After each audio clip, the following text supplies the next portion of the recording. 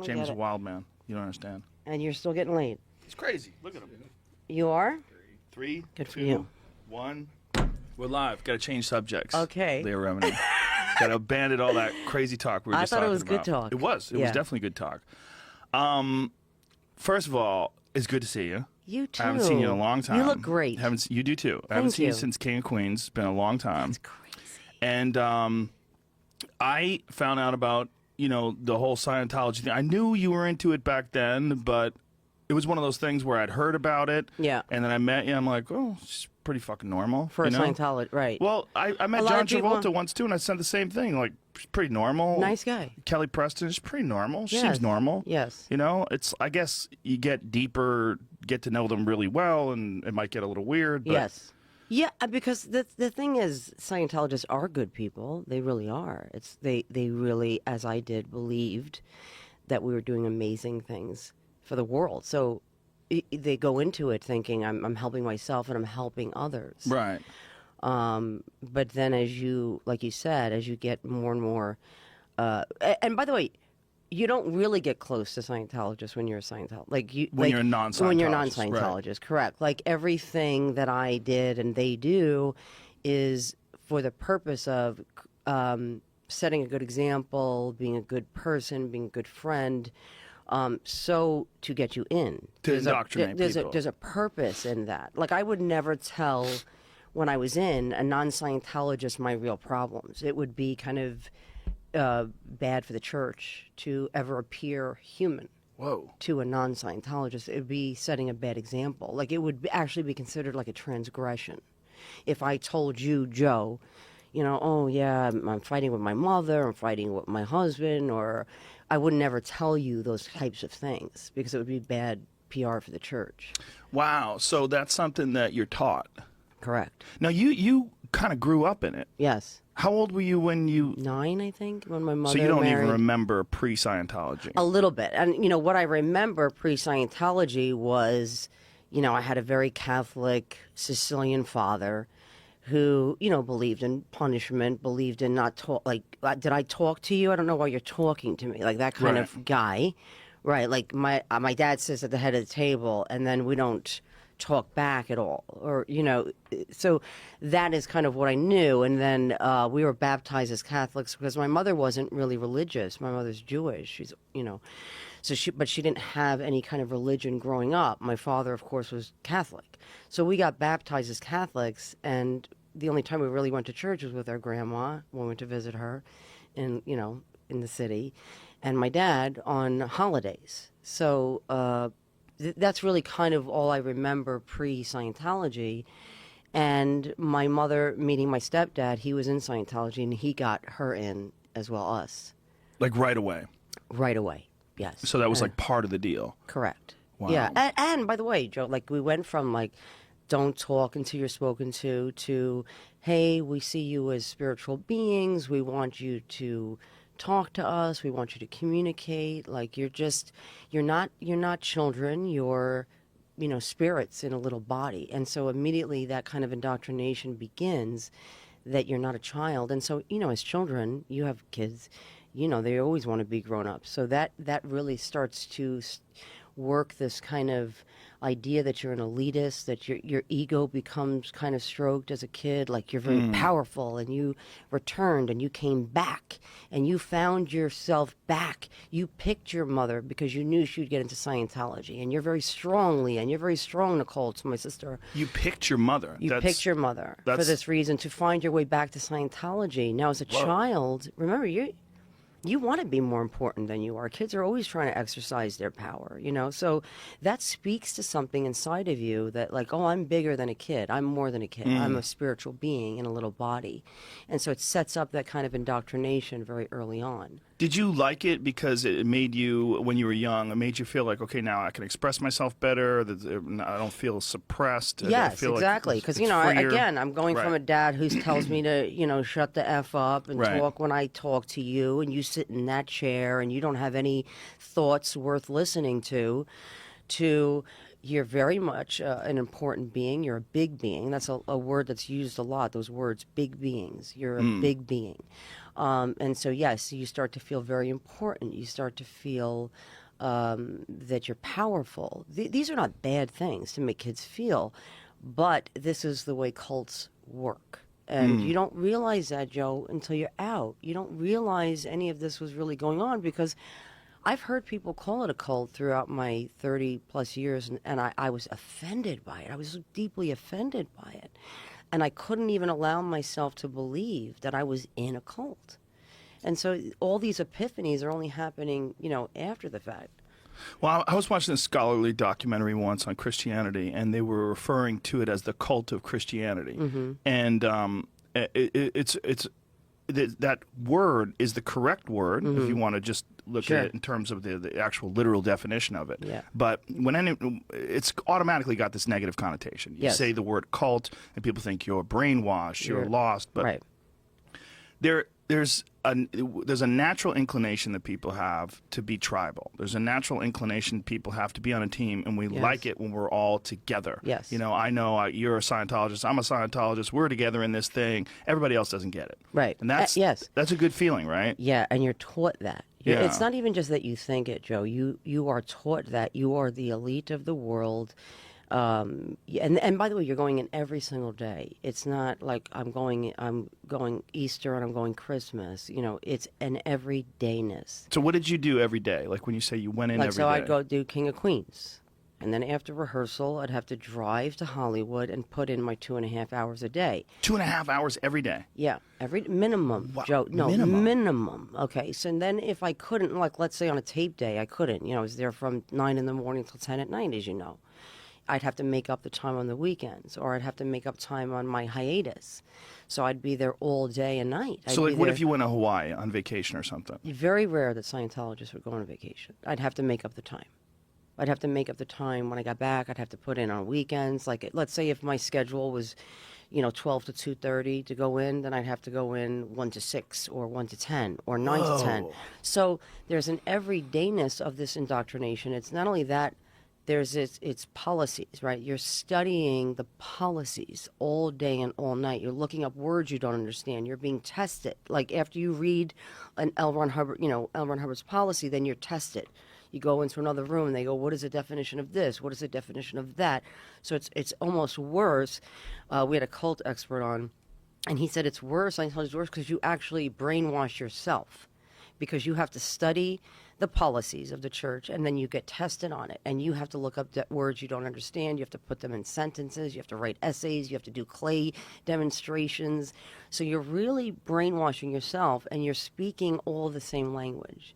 You're all working towards one goal, and that is very intoxicating. Like it is to feel like you're saying, to be tribal, to be part of something. Imagine being part of something that you think and are told and are reading every day is the most important thing that's going to save mankind. You are doing the work that no other group is doing. And so you believe that. You want to believe that. You want to believe, I'm more than just an actress. I'm more than just this. I'm saving the planet. And now all this stuff that you're doing, you're going in for 2.5 hours every day. Yeah. And are you trying to move your way up the ranking system? Like, because I know there's a chart. Right. Right. And everybody's What does it working start on off at? Well, there's like the little courses. They're called self-improvement courses, and these are the things that people like me would say. Like when people would ask me about the money, Right. I say, well, there's courses for $35, $65. It's very affordable. Like these are the lines that we're taught to say. It's not an outright lie. It's omitting a lot of data, right? Right. Because really the next the follow-up to that is, but when you're really a Scientologist, it's going to cost you $500,000 easy, or whatever it's going to be, but it's preset prices. So you start on these self-improvement courses, and then you get onto this actual chart called the bridge. And the bridge is very precise. Nobody's doing different things. You're all working at the bottom all the way up to the top, which was OT8. That's like the most enlightened. How many people are OT8? Not a lot anymore, because the people who were in Scientology in the 50s, 60s, and 70s who got to OT8 were like, this is some bullshit. It wasn't what I thought it was going to be. And so a lot of them left.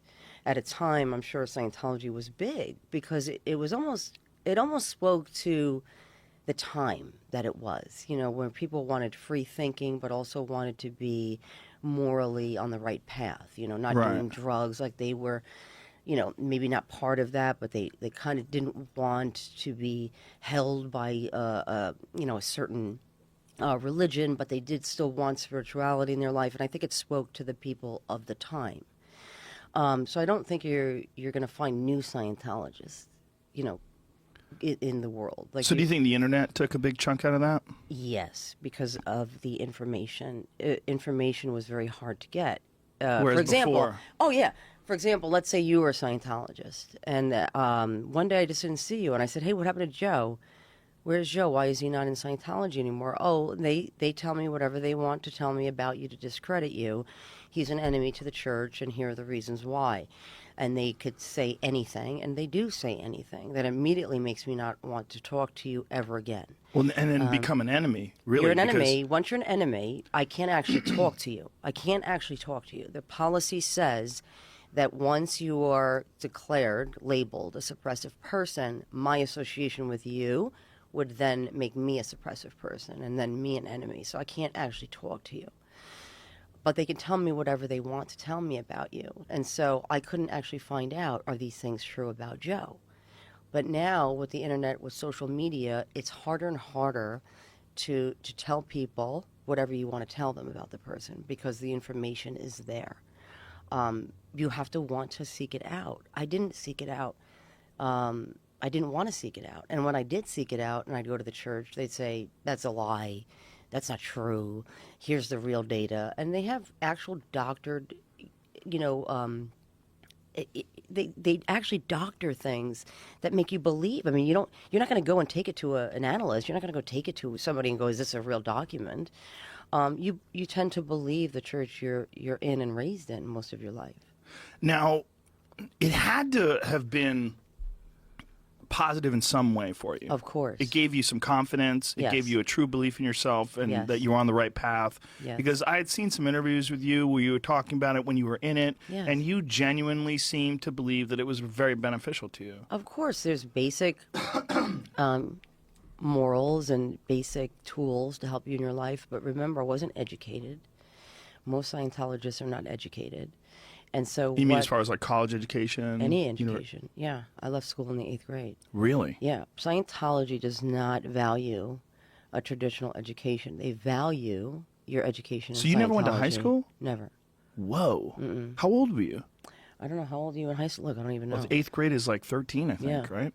So when you were 13, you just stopped going to school? Stopped going to school, and I was doing Scientology, and I was working, like literally working, selling car insurance and You were working at 13? for Scientology companies, and so was my sister. Holy shit. Yeah, but and people ask, like, well, how come nobody did anything? How come Child Protective Services? Who's calling them? Who's saying? And not to mention, we're then lying. Our parents are lying, saying they're getting a private education. They're getting tutored at home, or they're going to a Scientology school, which is partially true.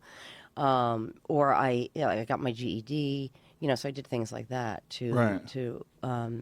but your original question, what was because it was about me learning. What it was about? Wait, what was your original question? Because I was answering Well, I was something. saying that it had to be of some benefit to you because Right, it gave exactly. you confidence. So it gave me confidence because I thought I was getting, I'm looking up these big words. I'm using a Mm-hmm. dictionary. I'm like, you're doing more school than you could have ever imagined, even as Right. And you, I started to feel like, oh, I'm really accomplishing something. So yes, there are benefits to it, but I didn't realize because I was a kid that the things you're talking about that were beneficial were in the real world. I thought they were invented by L. Ron Hubbard, as most people do believe that. So you're saying, were these things beneficial? I would have learned these things at Sunday school. I would have learned these things by Right. being a good human being, being around other people. But regardless, if I was brainwashed into believing that I was doing great things and learning great things, then that does work. You know what I mean? Yeah. It does work. If I say, hey, Joe, if you do these steps, you take these steps, and you really truly believe in me, you can then attribute it to Leah. You can say Leah's an amazing life coach. She told me to do these things, and without her, I can't. You know what I'm saying? So Yeah. but not knowing that it was available to me in the real world, because I didn't. I thought L. Ron Hubbard had come up with these things. Now, when did it start to unravel for you? Well, it wasn't just one thing. I think people always think, what was the one? It wasn't just one thing. It was a slow process? It was 6 years of me, basically, I was like begging them for these things not to be true that I was hearing about. Like what things? It was, for example, when I went to Tom Cruise's wedding, and I saw the leader's wife wasn't there, and David Miscavige, who's the head of the Church of Scientology, his wife wasn't there. And when I asked the question, and I said, "Where is Shelley? Why is his assistant here?" Scattered. People just scattered. And then I was told I didn't have the effing rank to be asking about the leader's wife. It wasn't that she was just an average person, that I didn't have the rank to ask about. You didn't have the rank? The rank. Wow. And so that would begin. Okay, that was the beginning. But then when I went to my friends, now when you're my friend, I consider you family. Like, I really do. I take my friends very seriously. And my friends of 35 years, you're looking at my sexy nails right now? Your what nails? My sexy nails. Sexy nails? You do have very nice nails. You didn't use the word sexy, though. You said nice. Well, I'm different than other people when it comes to nails. Apparently, because the Are they real? conversation. Now, when you say real, what does that mean? Are they glued on? No, they're not glued on. Oh, then I'm appreciating them more. Oh, okay. We're finding out a lot about you. I'd like to do a whole couple hours with you talking about other things. Do I have to hold on to cans? And how's that You don't work? have to hold on to cans, but you do have to wear cologne, because I'm not down with your non-cologne wearing. Okay? You're too cute for no cologne. So let me get back. What was I saying? David Miscavige, Yeah, you so didn't that- have the right to question him. Yeah, but then seeing my friend's reaction to it, where I said, you need to get involved in this. I think there's something really off with What David did you think was Miscavige. going on? Well, I didn't know what was going on. I saw Tom have an executive role in our church, which I had a problem with. Because remember, you learn very early on what L. Ron Hubbard says is the law. There's no... it's not up for interpretation. There's no assimilation of data. It's just what it says. It's not what Joe thinks L. Ron Hubbard said, what Leah thinks. It's what it says. Right. And that's very strict. It's always, what does LRH say? Read it again. What does it say? And it's very tough. So I was very by-the-book person. I'm a by-the-book person, okay? If I have a recipe, I follow it exactly. I don't do pinches. I don't do that shit. I do exactly how it says in the recipe, and then I see how it goes after that. Scientology is about word for word, what does it say? My understanding and the policy is there is no celebrity that should be treated any differently than any parishioner. And I was seeing behavior, and I was seeing things that wouldn't be okay, that are not okay for the average parishioner, but were being made to be okay for Tom.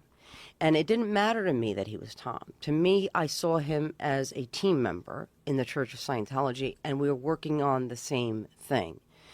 I actually thought I was a better example of Scientology than he was, and I wrote reports on him, like internal reports on him, which I didn't realize were kind of getting me to be a target for the church, because I didn't realize his position in the church. You wrote internal reports? Yes, we're all required to write reports on each other. Oh, Jesus Christ. Yeah, there's a policy there's a policy about writing reports. So if let's say you and I are Scientologists. Okay, you and I go out one night, right? Like, not like that, Joe. So don't get... Right, I understand. You seem uncomfortable. No, not at all. You did, because you said nice as opposed to... Did I say that? You said nice. I don't know if I said nice. You Jamie, said nice. run Did he say that nice? back. I don't believe When I I did. said... Okay, I think I probably Are you said looking at my okay. sexy nails? He said they're nice. They are nice, yeah. They're beautiful. Is that better? It's okay. If you wore cologne, I feel like you'd have better adjectives. Okay. Okay. Like, are you a fine guy? When your wife comes out and says, "How do I look, Joe?" Do you say fine? No, I see you look great. You say great? Beautiful, lovely. What do you want to say? Lovely? It's very clinical. You have kids. Depends on who it comes from. Yeah, I think different adjectives, different words have different meaning depending on what person they come from and how that person, what the intent behind it. Don't you think? Well, beautiful. You look beautiful. I don't know. I guess, yeah. I mean, if Angela says I look beautiful. Let's go back to the internal reports on Tom Cruise. Go ahead. Okay, sorry, go ahead. So, yeah, so let's say you and I went out. We went out one night. We're going out for dinner. Right. A group of us. And something you didn't like. And like. I saw you doing something that's not, like, for the book. I have to write a report on you. Are you allowed to drink? Not really. No. Okay, what if I got lit up? I'd probably write a report and say... Brought some shots over. Come on, fuck it. LRH would love it. Let's do it to LRH. Clink. Okay, so that I write a report on you. Oh. And I say Joe was acting inappropriate. He was making fun of L. Ron Hubbard because you're not allowed to joke and degrade L. Ron Hubbard. There's a policy called jokers and degraders. Jokers and degraders. Yes, you and I would be very much. I've been, yes. Ooh, have you been in trouble for that? Many times. So I would have to write a report. It's called writing you up. I'd have to write you up because let's say you went into like the next day for a session and they said, they do the check. They do a check on you every day. Do you have an upset? Do you have a present time problem? Or are you withholding anything? Now, if you were a real Scientologist, you would know that you probably shouldn't be drinking, carrying on, because there's a 24-hour rule. You can't drink 24 hours before you're going to be doing a service. Remember, you're required to go in every day. So you never can drink. Right. And because if you do, you consider it a transgression. So that's on your mind that you're withholding this information. Now, if you went on a vacation and you knew that you were going to make it up when you got back, yeah, that's okay. Then you can have a couple of Mai Tais. Because you're not going in. Okay. That's the only time then. Correct. Or if you're just not getting a service, but that's good. If you're not getting a service, every day. Correct. So you'd go in and you'd say, okay, so I went out last night. I ordered, a bunch of shots, and I made a comment to L. Ron Hubbard or whatever. And they go, okay, great. When was it? Who'd you do it with? Who was there? They write down all the names. It's also being recorded, and they're writing everything down. Who knew about it will be the next question. Who knew about it? You'd say, well, Leah was there. They go, Leah was there. Okay, interesting. Then that person's going to write, Leah knew about it and didn't do anything about it. Then I'd get pulled in. Why didn't you write a report on Joe? Because Joe just admitted that he was drinking, carrying on, and you didn't write him up. Do you see what I'm saying? So it creates that kind of environment. So it's a rat environment. Correct. So I was writing up Tom, and I was writing up David Miscavige. So what did you write up Tom for? Jumping on couches and being inappropriate. I thought he was being inappropriate. What was he jumping on couches for? Well, when he did Oprah, I thought it was a bad example. Oh, you wrote him up for that? I also for wrote Oprah? up John for the Battlefield Earth. I thought it was for the movie itself. First of all, that movie was awesome. It's a great. If you haven't seen Battlefield Earth, it's one of my favorite unintentional You're an comedies. Idiot. Don't even joke. No, it's terrible. Yeah. But awesome because it's so terrible. Ridiculous. It's so terrible it becomes good. It crosses over that You're right. roadhouse. It does. After a while, you're right. Yeah. It does. Yes. It's like what's that movie with the dancing one with Elizabeth Berkley? Showgirls. Oh, Showgirls. Showgirls. Yes. That's the best one. Yeah. As That's far as probably like a terrible movie that becomes awesome because it's so bad. You're like, what in the fuck were they doing? Right, and it's fantastic. Exactly. You're like, I get it. Battlefield Earth is right up there. Right, so I did things like that. Not that I was a great example, nor am I a great example. But so you wrote a whole thing about him jumping up on Oprah's couch. Yes, but I also I gave myself up. I was writing myself up. I was writing my mother up. I was writing my husband up. He jumped up on Oprah's couch because he was in love, right? Supposedly. He jumped up, I love her, that's what they told me. Her. They pulled me in and they said, could it be that you're just not as high on a scale like in life, like you're so basically they were saying like you're a bitch, so you can't understand that kind of love. Because I was like, right, I guess because I've been married 20 years, I don't understand jumping on a couch. But I thought it wasn't a good example because I cared so much about my church and the work that we were doing, and I didn't want the church to be seen as a joke or one of its senior members, which he's considered a senior Scientologist. So you just thought it was inappropriate, it was out of line, so you felt like you had an obligation. Right. I mean, listen, I'm not perfect. I mean, of course, there's many things that would be considered a bad example in my everyday. I'm not a great example.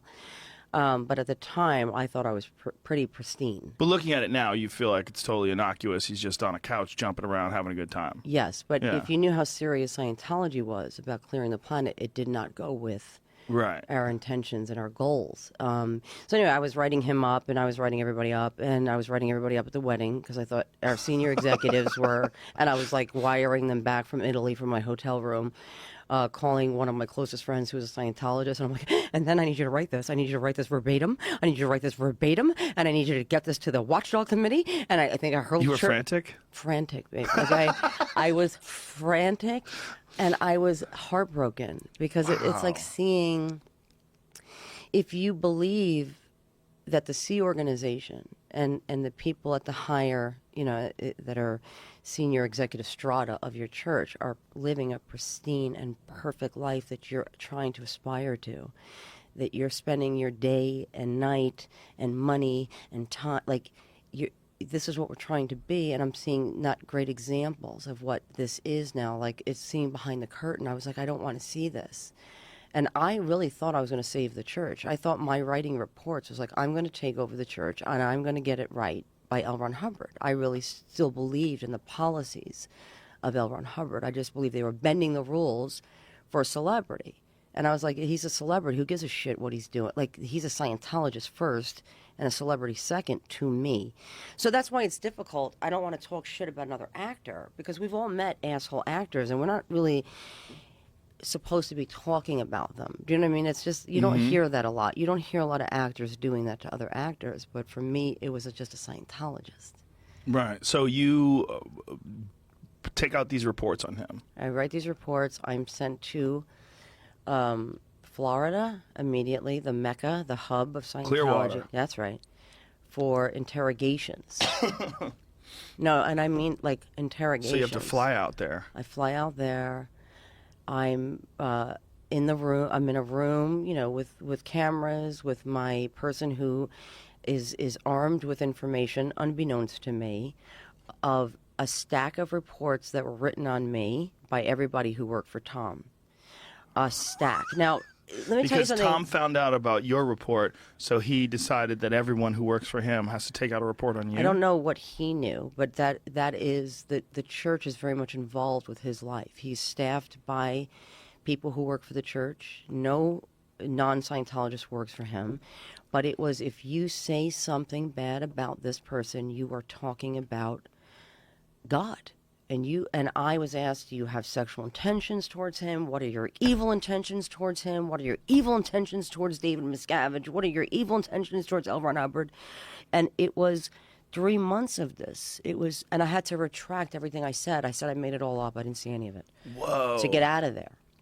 And Wow. so then when I came back to LA, they said they want to see you again here in Celebrity Center. So I went to Celebrity Center. And they said, look, everything that was done to you was wrong. I was like, right, I know that. We just want to let it go. You need to let it go because if the fact that you're not letting go means that you're guilty of the crimes that you're saying. I'm confused. So they're saying that everything was wrong that was done to you in Florida. Why are they saying that? Because they wanted me to come back because I was kind of like, when I came back from Florida, I was kind of not really a dedicated Scientologist anymore. But I wasn't doing anything to rock the boat with my family. And How long were you in Florida for?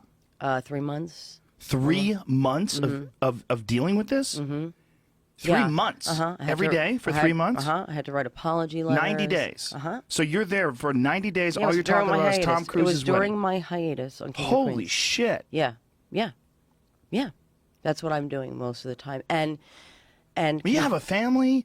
You're married? my mother was there, my daughter was there, my husband was there. And how much of the day are you spending on this stuff? All day. All day, every day? Did you see Defending Your Life? No. Oh, God, you have to see it. What is it? It's a movie where Meryl Streep and I forgot the other guy. Anyway, they die and they go into the holding cell, like, where they're going to decide their fate. Are they going back to Earth, which is considered hell, or are they going on to heaven? And Meryl Streep lived a pristine life, and they review your life, right? And they have judges and everything, right? So they review good moments and bad moments of your life, and they decide, are you going to go on, or are you going to go back to hell? And Meryl Streep was, of course, pristine, but then the guy that I keep forgetting, I'm just forgetting his name. But you know, they were looking at times where he didn't stick up for himself or where he pussied out of something, right?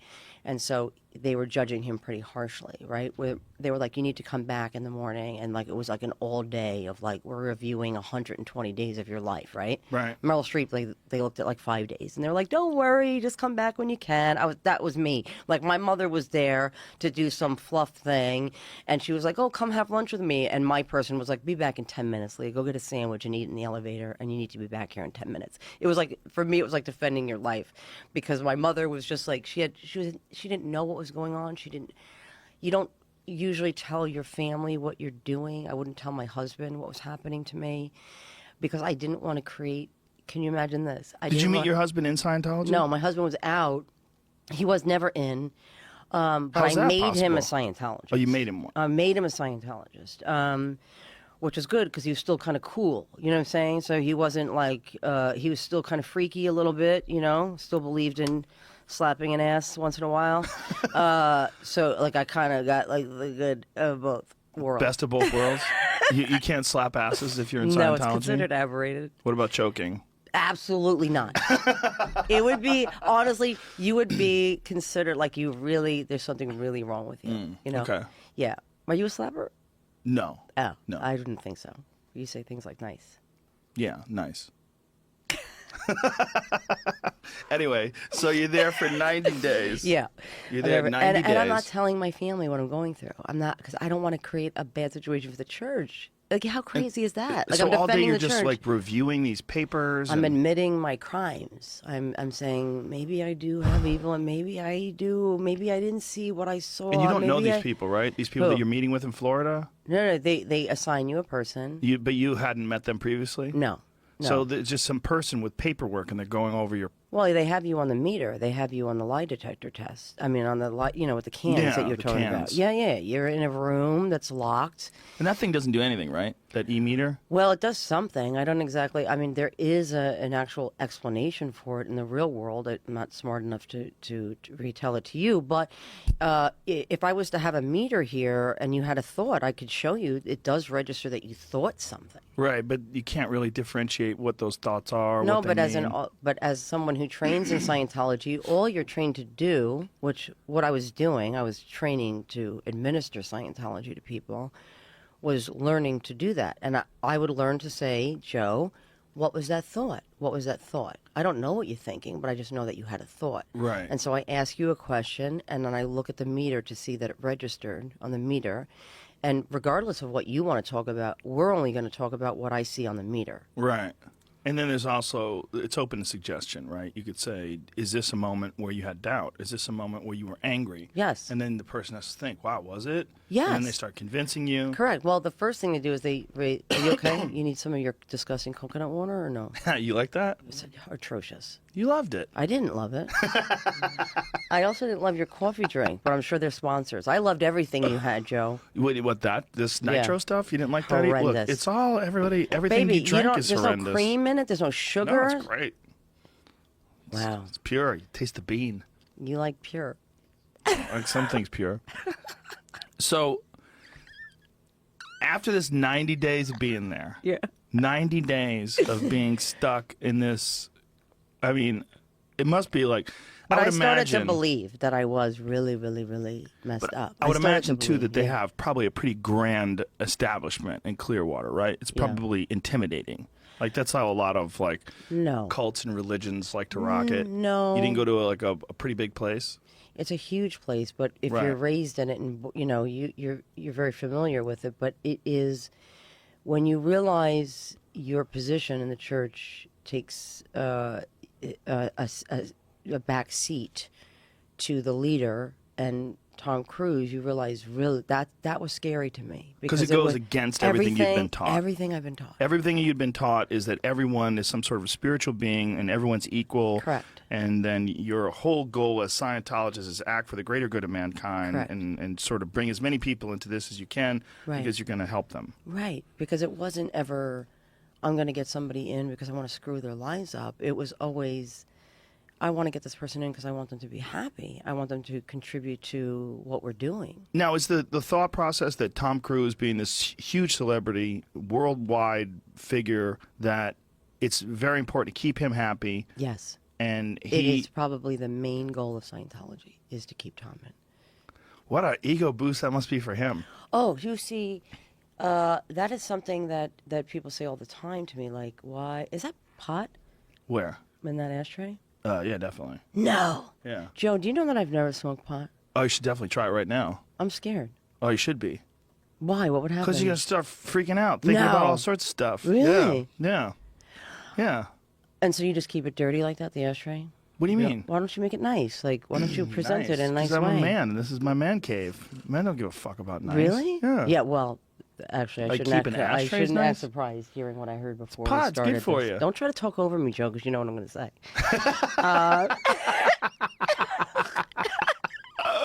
You've never had pot? No. I would suggest like a little tiny amount for you. Okay. Like a just that's it. Because somebody sent something about gummy bears to me about you. Oh, Jesus, don't fuck with those gummy bears. Why? Is it Those something are bad way happened? too powerful for Okay. you. What did Those you... are horrendous. So what happened? Anything? Yeah, You you'll wore go on cologne? a journey on your life. It'll give you extreme paranoia. You'll That's start. not fun. It's not, but when you come out of it, it's very beneficial. Why? Because you realize it's all bullshit, and then you were nervous about some things that it just highlights your vulnerability. Oh, I don't need that. It takes your blinders away. I don't need that. That doesn't sound like fun. Well, it's not necessarily that fun. Yeah, the so you first wouldn't do time. it again. Oh, Or you have. pot? I do it all the time. I didn't say Yeah. pot, the gummy bears. Gummy bears too. I do them all the time. Really? So Yeah. you like that feeling of being... Yeah, I think it's good for you. I think it's good to be vulnerable. It's good. I It's agree. good to understand. It is good to be vulnerable. You're really just this But I'm- finite but I'm- organism Yes. floating through infinity. You know, I think. But I feel that way without it. Okay, well then you don't need it. I mean, it's not for everybody. Oh. Wow, I kind I- of wanted you to push it on me a little bit, and you just gave up. I think it benefits a lot of people. It makes you you're- more you're- sensitive. It gives you a better sense of community. It makes you kinder. Oh, I It makes definitely you, need that then. Yeah. Okay. It'll make you a more. I think it makes you a more loving person. I really believe that. Then I need it. Yeah. Okay, back to what you're saying. Oh, Makes sex feel better. Oh. Makes food taste better. I'm married to a Puerto Rican, like a lot so I don't better. need that. You don't. That Puerto was a Ricans know little what they're shout doing. out. That was a little shout out Powerful to my Puerto Ricans. husband. They do not have sex. I can tell you All that. right. Yeah. Well, I shouldn't say Congratulations to they. all of them. I shouldn't say they. Like I've only had sex with one of them. The celebrity.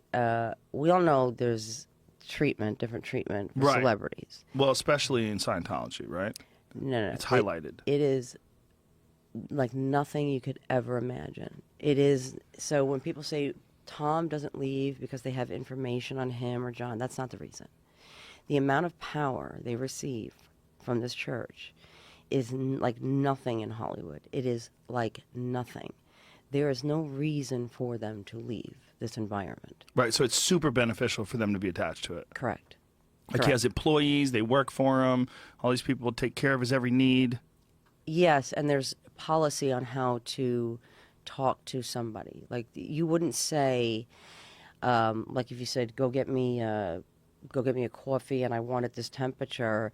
There's no, I can't get it. We're 5 miles from any, we're 30 miles. There would be none of that kind of talk. Like not any kind. There's policy about you don't talk back like ever. You don't step out of line. You don't give an opinion. You don't make a face. You don't make a gesture. You don't sigh. If you step out of line in any way, you are dealt with by the church So at your Tom expense. essentially has servants. Correct. How many people? A lot. A lot. A lot. And by the way, I don't begrudge somebody with a staff. Like, if you can have it, I go, do it all Right. day, all night. Do it all day, all night.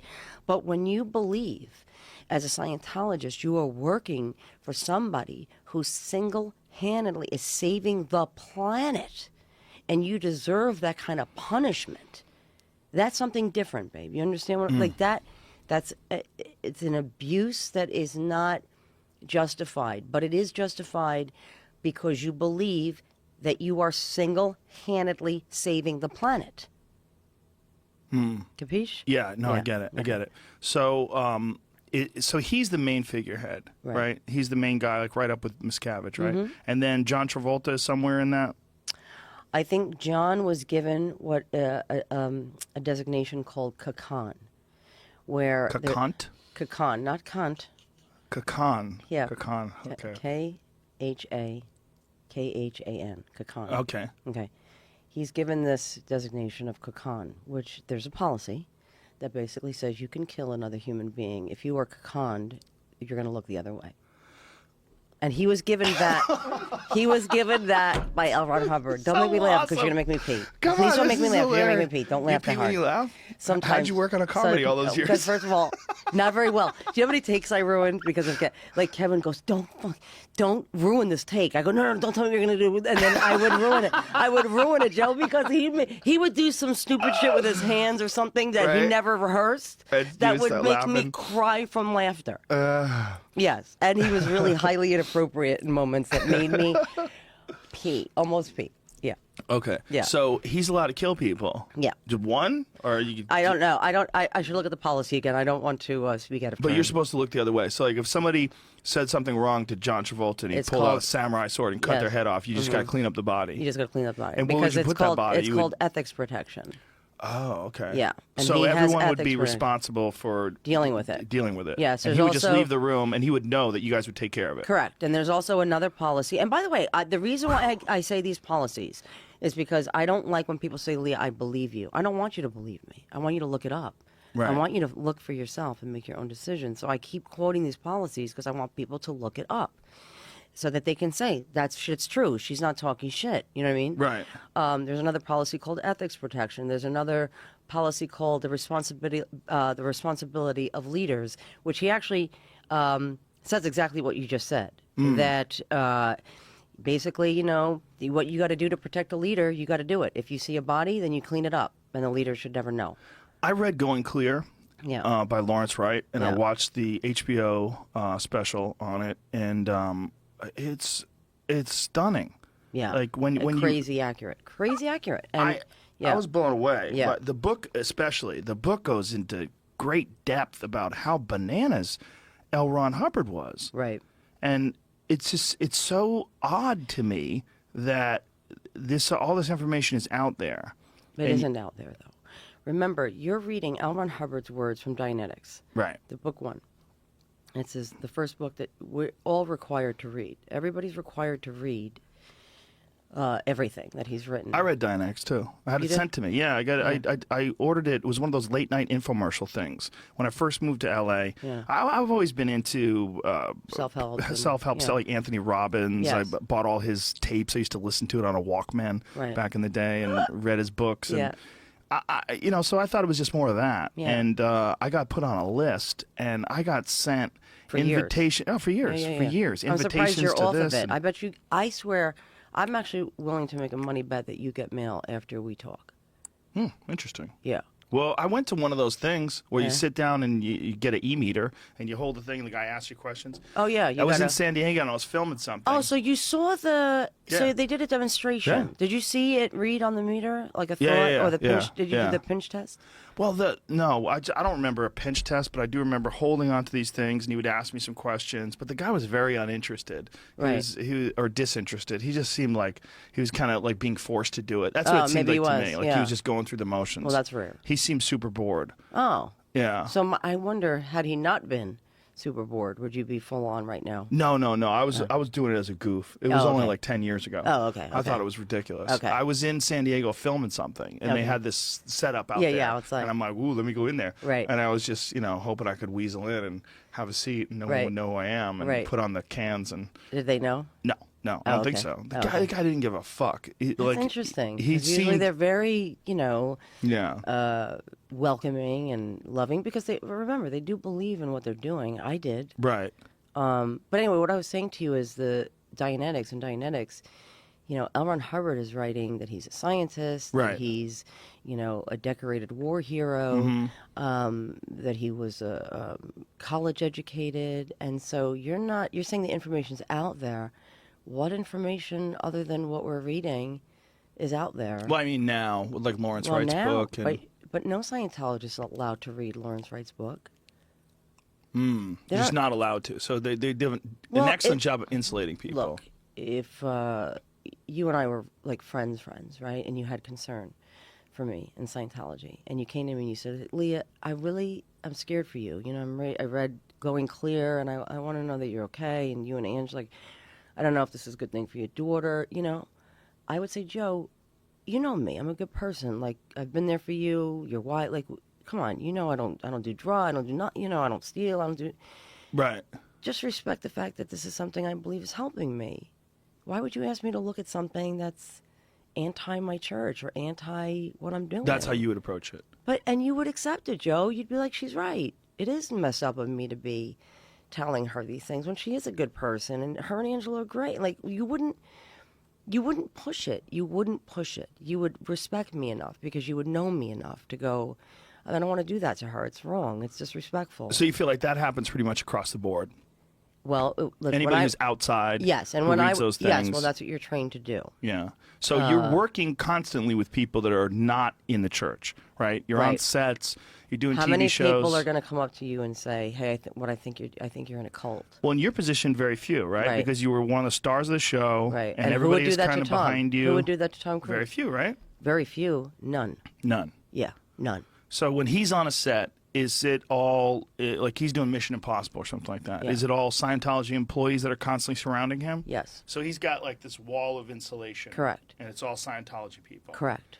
But the director, the writer, the producer, they don't have to be Scientologists. Not do at they? all. No. No, but they're not invading Tom's space. They're not going to be disrespectful to their lead actor. They're not going to go up to Tom and go, "Hey, Tom, we don't know about our affiliation with you." Right. You know, and what you're doing in the Scientology thing. You know, they're not going to rock the boat. They hired him as an actor. Right.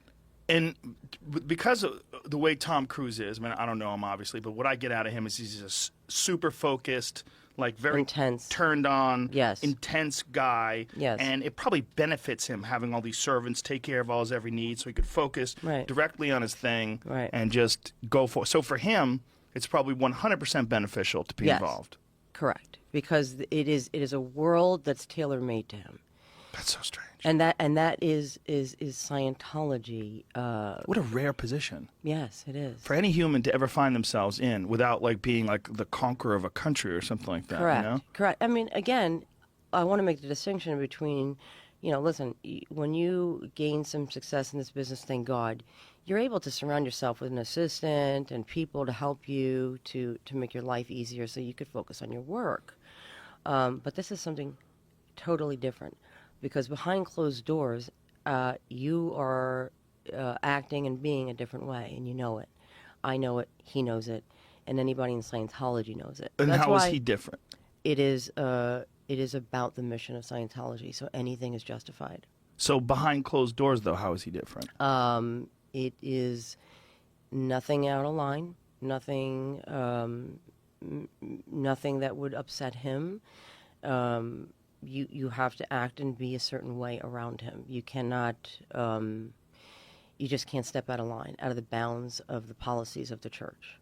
And you will be dealt with, and you will be dealt with swiftly within your church. And that seems to be quite abusive to me. I was punished for basically following my own policy of my church, defending my church. And I can't be friends with somebody who, you can't be Right. around that. You can't be around that, and you're getting punished by your church because of it. But that, again, that wasn't really even the reason why I left. I mean, I was dealing with that. I was dealing with being interrogated at my expense. We're talking hundreds of thousands of dollars. And you've given them millions of dollars. Millions. Yes, millions. That's insane. And now they're turning around. You know, they have these hate websites they create on everybody within minutes. Yeah, I saw yours. on a It's show. adorable. Isn't it great? Yeah. They can't really say anything. You didn't do They anything. can say a lot. Listen, Yeah, but I've listen. read I said what they it, Joe. said. I said it in my book. Okay, yeah, I'm all those things. Okay, even if you catch me, you know, in a situation or my husband, it wouldn't change anything about what I'm saying.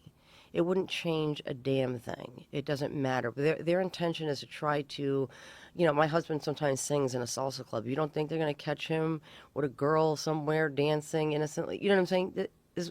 Yes, you can do all those things. You can hire PIs to follow us. You can get us in situations.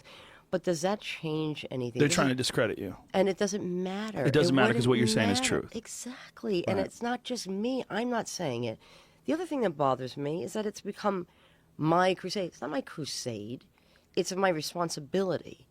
And I feel other people need to step up and take some responsibility. I don't want to be the only one saying it. I don't want to be other people, other actors, other officials, the media. They need to not make it about me. Get some balls and say what you really think. Like I was on 2020, right, with Dan Harris. And it's the parent company to A&E. And I did the show for somebody else, and Dan Harris, I said, what do you think of that? Like, what do you think of it, Dan? And he said, I have to be impartial. And I said, would you be impartial about abuse? Are you impartial about this? And I named a few things, and he went, well, no. And I said, right, okay, you're being an asshole. And, you know, the truth of the matter is, I do think that of this industry. I think this is like a ballless industry, and there's people who have some balls, like you, like Adam Carolla. You know, there's a few people who are in the public eye, sorry about that, who are in the public eye that have had the balls to have an opinion. Don't make it about me. Right. These things are screwed up. These But people's lives are being hurt and damaged, and you're defrauding people out of millions of dollars. By your abusive policies, you make things confidential. Then you say these policies don't exist. Why don't you say they exist? You can Google them and see that they exist. Well, in their defense, Yeah. what you are is a magnet point sweating. because you are a famous person. And so it makes it much easier to concentrate on the whole situation through you. Right. You know, and because of the fact that you're a famous person, because of the fact that you lived most of your life in the church, it makes it very convenient to go through you. I don't necessarily think it's a bad thing what they're doing in but that Joe, way. here's what I'm saying. If I say disconnection is a policy, Right. and they say, and then the next headline is Leah Remini alleges that disconnection. I'm not alleging anything. Look Right. it up. Right.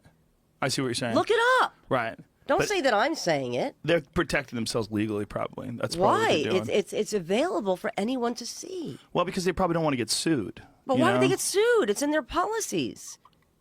That's a good question. And maybe Okay. they would say that they were misinterpreting it, or Misinterpreting, I feel it what you're says saying. disconnection and suppressives. And it says exactly what, when the church labels a suppressive person, your only option is to disconnect. Mm-hmm. So you have children disconnecting from their own mothers and fathers. That was one of the most disturbing aspects of your show. Right. To see the damage that caused and see how devastated these parents were and family members were. That's horrible. That's really horrible to watch. And you know what people say? You knew the policy existed, right? When you were in Scientology. So Right. why are you guys so surprised? We were taught a suppressive person is like An evil person. an evil with horns. Right.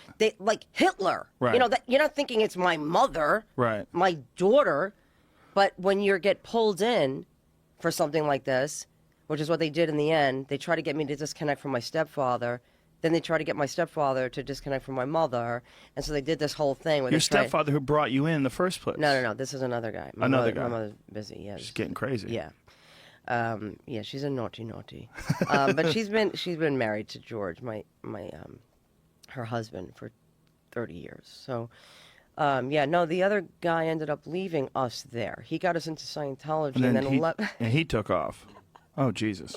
Yeah. So talk me through your return. So you go to Florida, you spend 3 fucking months getting grilled every day, putting the pressure on you. And that's been a proven tactic of interrogations that it's always questioned by people that really look at the ethical implications of interrogation. The problem is when you put so much intention on someone about a certain thing, it makes them so uncomfortable that it changes their perception of things to the point where they're willing to admit a lot of things that may or may not be true just to get the interrogation over. Well, that's what I did. Yeah. Yeah, I just said, okay, I'm sorry. So you come back. I come back. I kind of take a little bit of a hiatus from Scientology, but I'm not creating waves. When you say take a hiatus, you're not doing the daily thing I'm anymore. just not going in all the time. How often are you going in then? Maybe once every month. Once a month instead of every day. That's a Every big day. deal. It was a big deal. Then they got me back. Then they have a big meeting with me, and they go, we want you to come back. We know you're upset. That whole thing was just screwed up. Let's just come back. And I wanted specifics. What was messed up. I want you to tell me in writing, and then you should also refund all my money that I spent having to do this. Then they showed me a policy that there are no refunds, and if I ask for a refund, then I'm going to get declared a suppressive person and labeled an enemy. So the money that you spent going to Florida and spending 3 months down there, that's what you wanted to refund? Correct. I wanted Not that money the back. millions that you gave I them said, over the no, years. no, because listen, in their defense, I don't think it's right to get your money back on something that you feel you received, right? A service you received. Right. The problem that I have is Scientology is a pay before you go proposition. There are, if not tens of thousands of people who have money sitting on account that they can't get because they have a refund policy. I can't just call the church right now and say I want a refund because they're not allowed to talk to me. So it's a catch-22. So your only person that you could talk to in the church is the person who deals with refunds, but they can't talk to you because you're declared an enemy to the church. So they're holding millions and millions of dollars of people's money that they can't get back because no lawyer is going to take on the Church of Scientology for free. But you're talking the average guy who has $50,000, $100,000 on account, he or she is never going to see again. So you come back, you get to them, they have this meeting with you, you say that you want to get your money back, they won't give you your money back, and then how does it go from there? They said, you're going to be interrogated because you're now acting as an enemy to the church. Because you were asking for your money back. Correct. That's a bad sign. Then I said, okay, now it just kind of opened up a little bit of a wound. Then I started saying, where's Shelley? Okay, now I want an answer where Shelley is, because I had been writing her. Shelley Miscavige? Correct, the leader's wife. And I said, it's going to get bad for you guys, because now I started going on the internet, and I started seeing stories of senior executives getting beaten in the church, like Debbie Cook and Mike Rinder and Tom DeVocht. And I was seeing all these names. They and I got was beaten? That they were actually beaten, physically beaten. For what reason? For looking the wrong way at David Miscavige, for sighing, For sighing? for rolling their eyes, for being tired, for yawning, like yawning in front of him or something? Yes. So someone beats you. Right, or he has somebody beat you. And Mike Rinder and Marty Rathbun were part of that, right? Were part of that senior executive strata that was up in Riverside County, where they have a place called Gold Base, and that's where these incidents were allegedly taking place. So I started Googling it, and I started going into the church and saying, I'm Googling this information, and I want to know why these people are saying the same thing, and their stories are over and over again. And then I'm seeing stories of families being declared suppressive people, they're OT8s, they're high up in the church, and their families are being forced. And then you're presented with, this is a lie. Look, Mike Rinder admitted that he beat people, and I said, but that's the difference. They're admitting it. They're admitting that they did this under David Miscavige's direction. Right. You're saying that they're lying, but they're not lying about their doing it, but they're lying about having received it? Does that make sense to you? I mean, over and over again, these stories kept coming up. Right. And they kept, when I would ask a question, they would put me in a room and go, what are your crimes? Who are you talking to? Why are you talking to enemies of your church? And it was never, my questions were never answered. And I said, so does this church ever do anything wrong? Does this church ever do anything wrong? Is everybody an evil asshole once they leave? Is that what you're telling me? So what would happen if you said that my mother was? Then I just got to believe you that my mother is an evil person and all these horrible things you're saying about my mother? I'm supposed to believe you? And the answer was, don't believe me, believe what does LRH say? And then they have the policy out. What does LRH say? Read this. Read this aloud. What don't you understand? What does this word mean? What does that word mean? Go look this up. You have a misunderstood word here. If you don't understand that anybody who attacks your church is a criminal. Like, this is the kind of thing you go through. Right. So this is what you're going through when you came back to L.A., when you slowly started separating. Yes. Did they ever give you one of those big gold medals like Tom Cruise got? I never got one. But I did, but I did get a huge award for donating another $1 million to the church. And it's so crazy to me that everybody who leaves is somebody who is an axe to grind, apostate, a bigot, because I've been called a bigot, because they go to the one place they can go to, which is don't disrespect my religious beliefs. Right. Right? And then they can call you a bigot. I'm for religious freedom. I'm for the First Amendment. Like that's what they're hiding behind. And I'm calling bullshit to every celebrity who says that shit because they know what they're doing. I did it too. I did it too, Joe. So I know what they're doing. Right. And they know that I know, which is even sicker. You're a terrible person to have against you on this. Why? Because you're so fiery and you enjoy this combat. There's a part of you that enjoys it, clearly. Really? Yeah, that's what I thought about this when the whole thing first started going down. I was like, oh, she's like a terrible person to leave the church because she's going to talk shit to the end of time. No, like, but you're Joe, gonna here's go. the thing. I don't mean in a bad way. Listen, Joe, if you told me tomorrow, and I really just getting to know you today, I mean, I've known you, but we don't know each other, right? Right. But I'm really, I kind of like you. Like you're cool. Okay. Thank you. I like you and too. you smile with your eyes, which is a thing that I loved about Kevin. Like that was the one thing I used to say about Kevin. Like there's like a smile, like behind their eyes, like there's a smile. I always find that to be kind. Now you could be a total dick, and I don't know about it because I don't listen to podcasts. Okay, but are you a dick? No. Okay, good. Because if I hear like when I leave here, Joe's a total dick. No, He's all no. fuck. You know. Okay.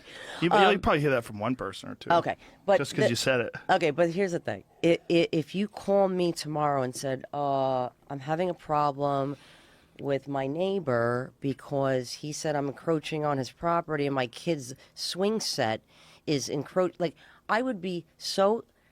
Like I would find every resource I could to help you. That is who I am. Not that I'm Mother Teresa. I will get upset about if I see anything on the street. I get involved in shit. I've always been involved in other people's business. Okay, always. If I could see into your house, I will spy on you. I will do shit. I will. If I go into your house, I'm looking in your drawers. I'm in your shit. I'm in people's business all the time. And if I'm in a restaurant, I tell Angela don't speak to me because I want to hear what's going on next to me.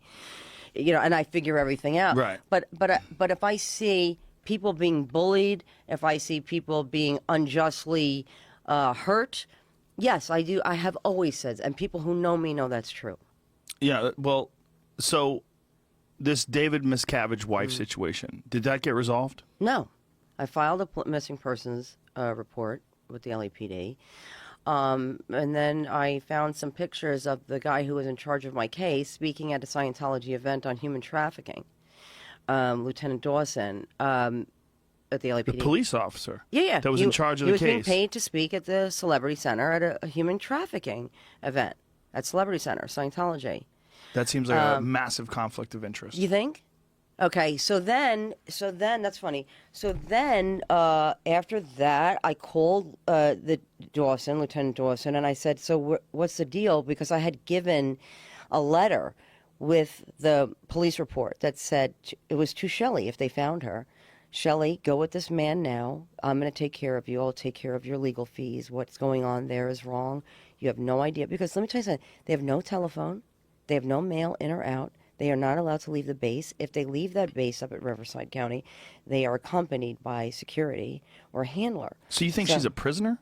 If she's alive and well, the second best case scenario would be yes, that she's being held prisoner, if not by her own mind. If she's alive and well. Right. So didn't she release some sort of a statement, or someone release some sort of a statement? Someone did. I don't know who it was from. To respond to your accusations, right? They said that they had made contact with her, and she didn't want to be found. I said, "Did you see her, or was somebody speaking on her behalf?" You ready for the answer? That's classified. This is what the police said. And I said, "Are you sick?" I said, "Seriously, are you sick? There's something wrong with you? Am I doing something wrong?" I filed the report. You know that, right? Like, you know that I filed the report? I thought maybe he was confused and he thought he was talking to my cousin. I said, "No, I filed the report. Of course you're going to give me the information. I need to know if you saw her or the officers that you sent there saw her. Did anybody give her my note? Was she okay? Did you take her off the base? Did you say you wanted to speak to her alone?" He said, "I can't give you any of that information." Could you imagine? Then I had to spend more money, Joe, because this is not free. I had to spend more money on a lawyer to do a follow-up on the Public Information Act, I asked specific questions. Who did you see? Did you see her? Was she alone? Where did you see her? What did she look like? They didn't give me the information. They go, yeah, you can get that information if you pay two more dollars. Okay, we paid the $2 more. And then the thousands of dollars it cost me to get a lawyer to draft up the letter. So it's still ongoing. I still don't have answers. So she just sort of vanished. She stopped going to events. She stopped being. And by the way, she is called, her official title is called COB Communicator, Chairman of the Board Communicator. She is by his side 24 hours a day. So imagine going from seeing somebody as a permanent, like, it's not like, oh, sometimes your assistant works, sometimes. This is a person who worked around the clock for him and was his wife. What do you think happened? I don't know, which is why I filed the report. Have you heard anything? No. So no one who used to be a part of the church has contacted you? There would be no, okay, anybody who I would need to talk to me is up behind gates in Riverside County at this gold base.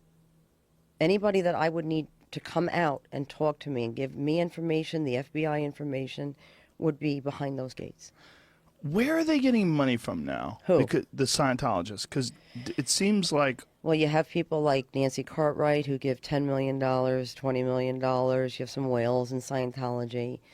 You know, you have Greta Van Susteren and her husband. Greta Van Susteren? Oh, big time. Yeah, really? Yeah. Oh, yeah.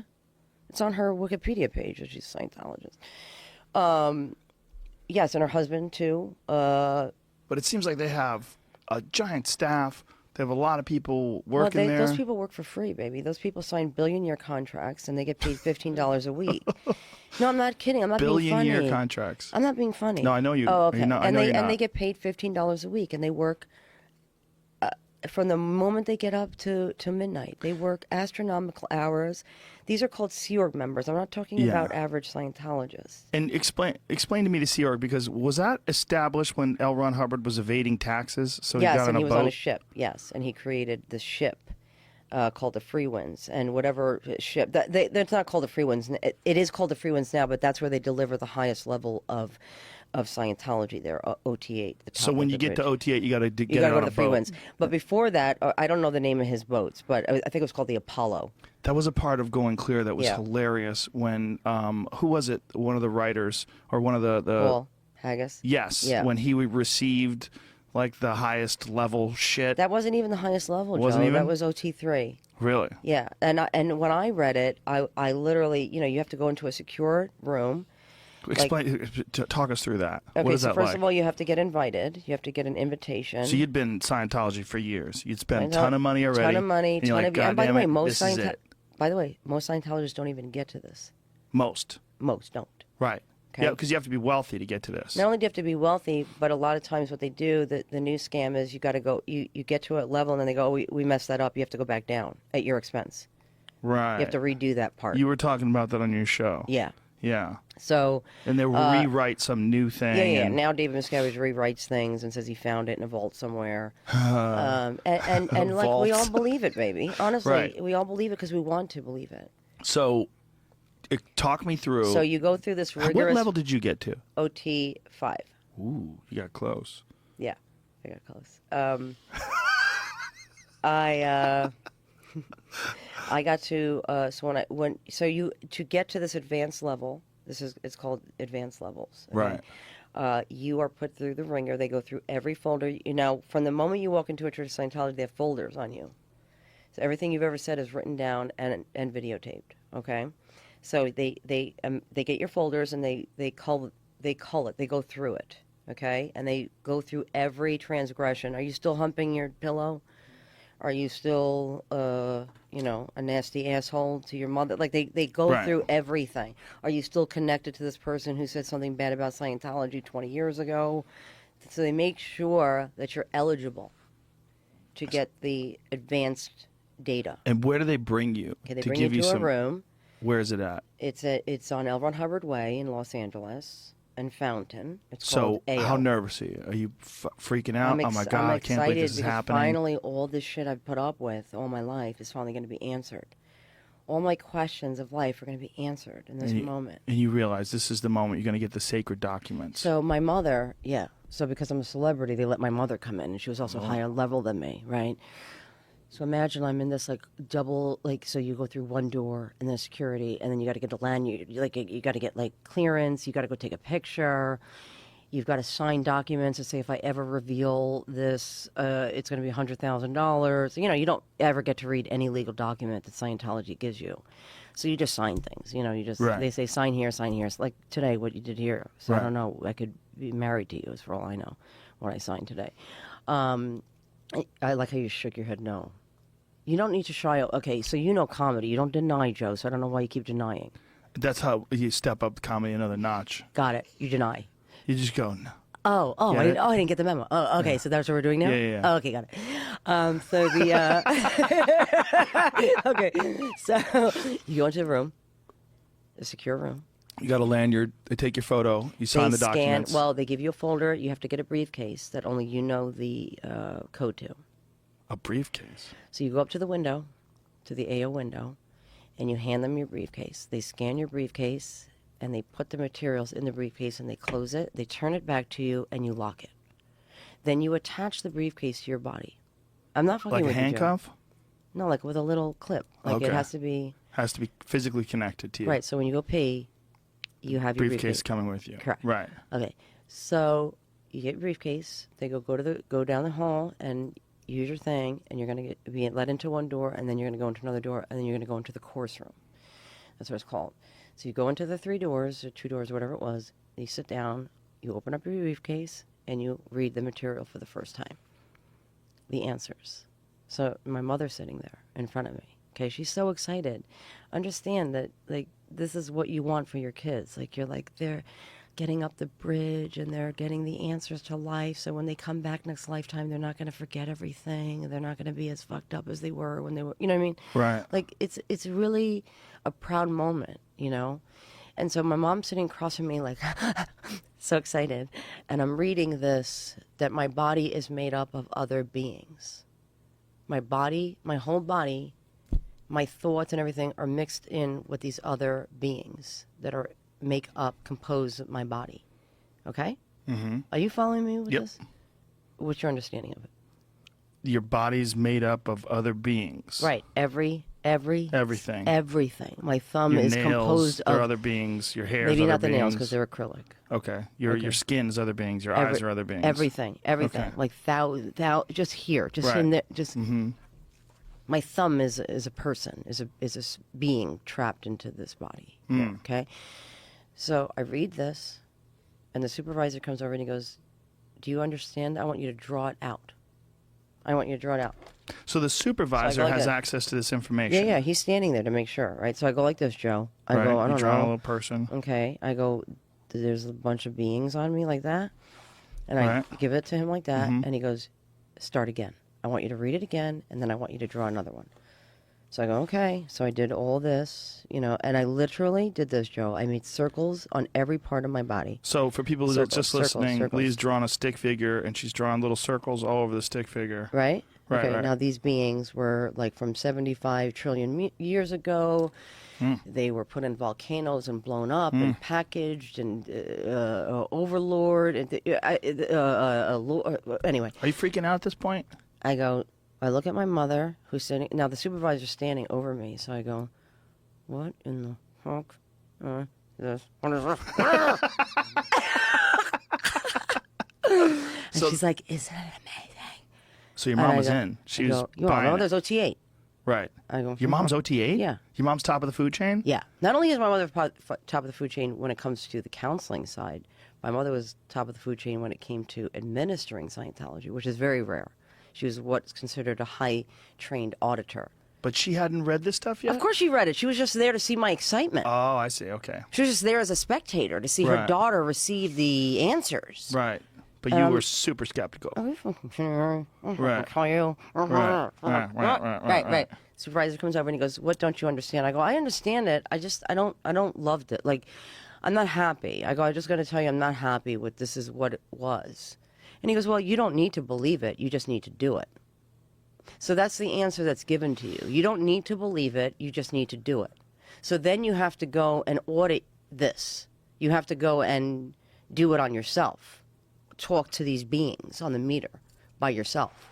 So on the meter, meaning you hold the cans. And when I say cans, folks, what they look like, it looks like soup cans. Like if you drained all the soup from a soup can and it had a string attached to it, and it's connected to some... Yeah, you could just Google what Scientology e-meter. E-meter, Yeah. okay. So you have to hold the e-meter and discuss this? No, you think it. You think it. You know, there's just think it. So now you got to go get your material. So after you've been checked out on this and they get that you get what it is, then you go back to the window and they give you your actual, what you're supposed to do with this information. So it'll say, like, it'll be a piece of paper and it'll say, ask this question and then look at the meter and what the answer is. Whatever answer comes to your mind, write it down. Huh. Do you see what I'm saying? Yes. So okay. all you're doing is awakening these things to talk to them, really. Yeah. Right. And to let them go. You're basically saying, like, go be free. Go. So this is OT3? Correct. And by the way, when I was a Scientologist and I heard that this was a story, I didn't know. So I would go to the internet and go, OT3 story, but I didn't know if it was true, so I couldn't verify it. Right. Do you see what I'm saying? Yeah. So most people who go, that's bullshit, because they don't know what they're looking at on the internet. Right.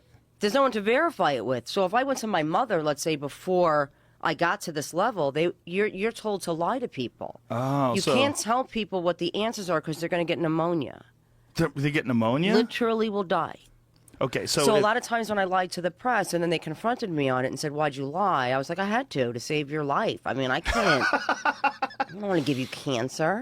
So if you were about to go to OT3 and then you went online and you investigated what is OT3 and then you read a bunch of stuff about these little beings in your body and then asked your mom would have to lie to you. She would lie to me, as she did. As she did. So after you got through this, Yeah. what made you do 4 and 5? Because there's always the carrot of, like, just wait.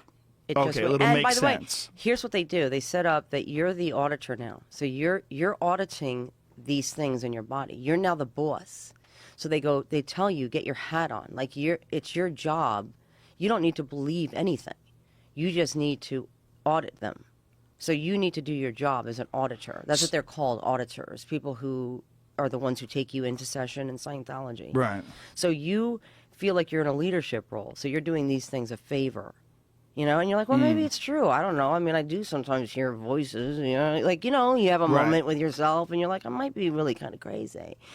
So you're like, maybe this is an answer. It's sick because it speaks to a side of you that wants answers about life, you know? Right. And then you're like, no, this is some crazy shit, man. There wasn't even...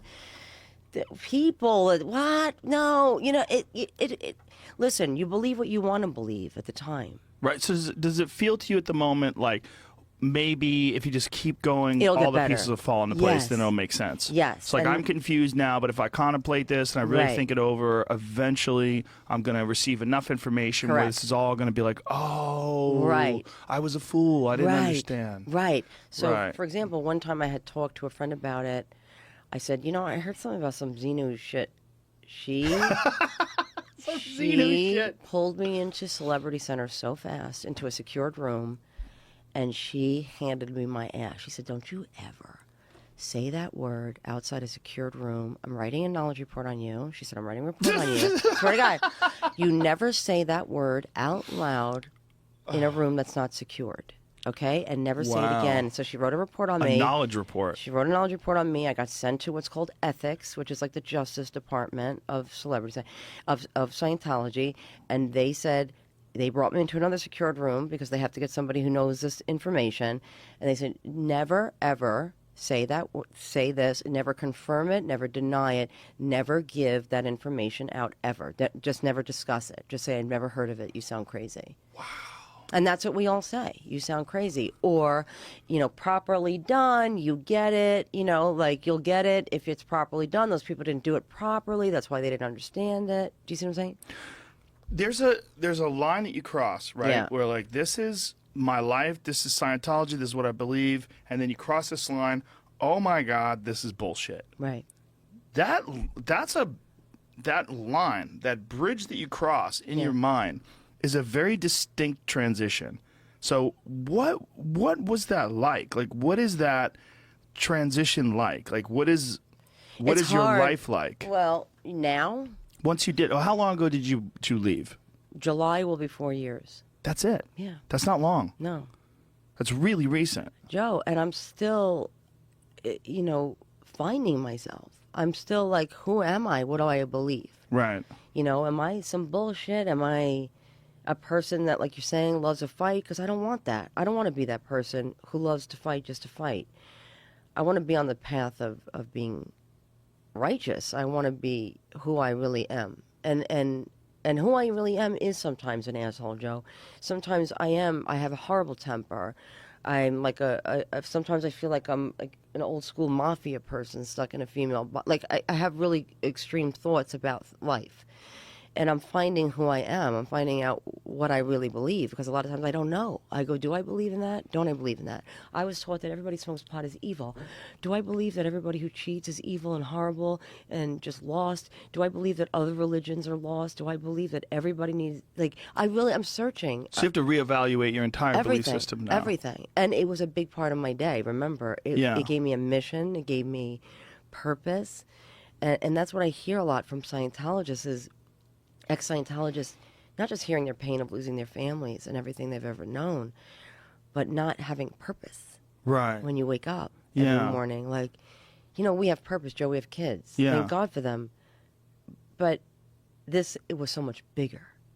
It was for your children's children. That's a giant factor for people. Yeah. I have some friends that were deeply involved in the Mormon religion, and they're not anymore. And it was really weird because we went to dinner once, and they were saying, do you believe in a higher power? And I said, it's entirely possible. I said, I don't believe in anything that I don't have any evidence of. Right. It's entirely possible. Like, I think the universe is an incredible mystery. Yeah. And I think the life itself in consciousness is an amazing mystery. Right. And I don't think we have all the answers. I don't think an ant can understand a cell phone, and I don't think I can understand the universe. I just think my brain is not evolved enough. I don't think our understanding has reached a point where we could really accurately describe what this is all about. And but their answer was like, how do you get up in the morning? Right. I go, I love life. That's I like drinking nice wine. I like having dinner. I like being with my friends. But Joe, not everybody has that. Well, they probably should find some things they enjoy about this life. Exactly, but that's the thing, is finding those things. For Scientologists, it's like a lot of my friends, like, who didn't really know what I was going through the church, go, you're very kind of childish at times, because I never went to dinner in my 30s and 40s and had wine. Like, I wouldn't go to dinner and have wine. I'd get reports written on me. We had to go to church the next day. I wasn't going out to dinner after the King of Queens and enjoying my friends. If I did, Joe, I was thinking they're lost. They need Scientology. I was never really there. I was never really part of, I'm like living for the first time, but I do have faith. That's the one thing that I have found, and not in a weird way. Not in I'm in another cult way, not in just I have faith for the first time. I don't believe in any one thing. I believe in a higher power, and I believe that having faith, is a big thing. These people that I was friends with, I'm still friends with, this conversation got a little weird that night, but it got way weirder years later. Why? Because they wound up leaving. What do you mean? They left the Mormon church. Oh, okay. And why did that get weird? Well, because then they became untethered. And the conversation I had with the wife was very strange, because she was like, I grew up indoctrinated in this fundamentalist religion. Right. And she goes, and now that I'm not in it, she goes, I don't know what to believe. And I realized that my mindset is kind of fucked up, because I'm indoctrinated, like my brain developed as a young age, believing nonsense and never questioning it. She goes, so I feel very vulnerable, very susceptible. She goes, I feel like if the right cult came along, they could scoop me up. And she was laughing about it, but she wasn't laughing about it. Well, here's the thing, I'm the opposite now. That's why, like, when I don't want you to tell me nothing. I don't want to be told a damn thing. I've been told my whole life what to do and how to think, so I've gone the opposite. Just don't tell me what I need to do. And the pendulum swing is far.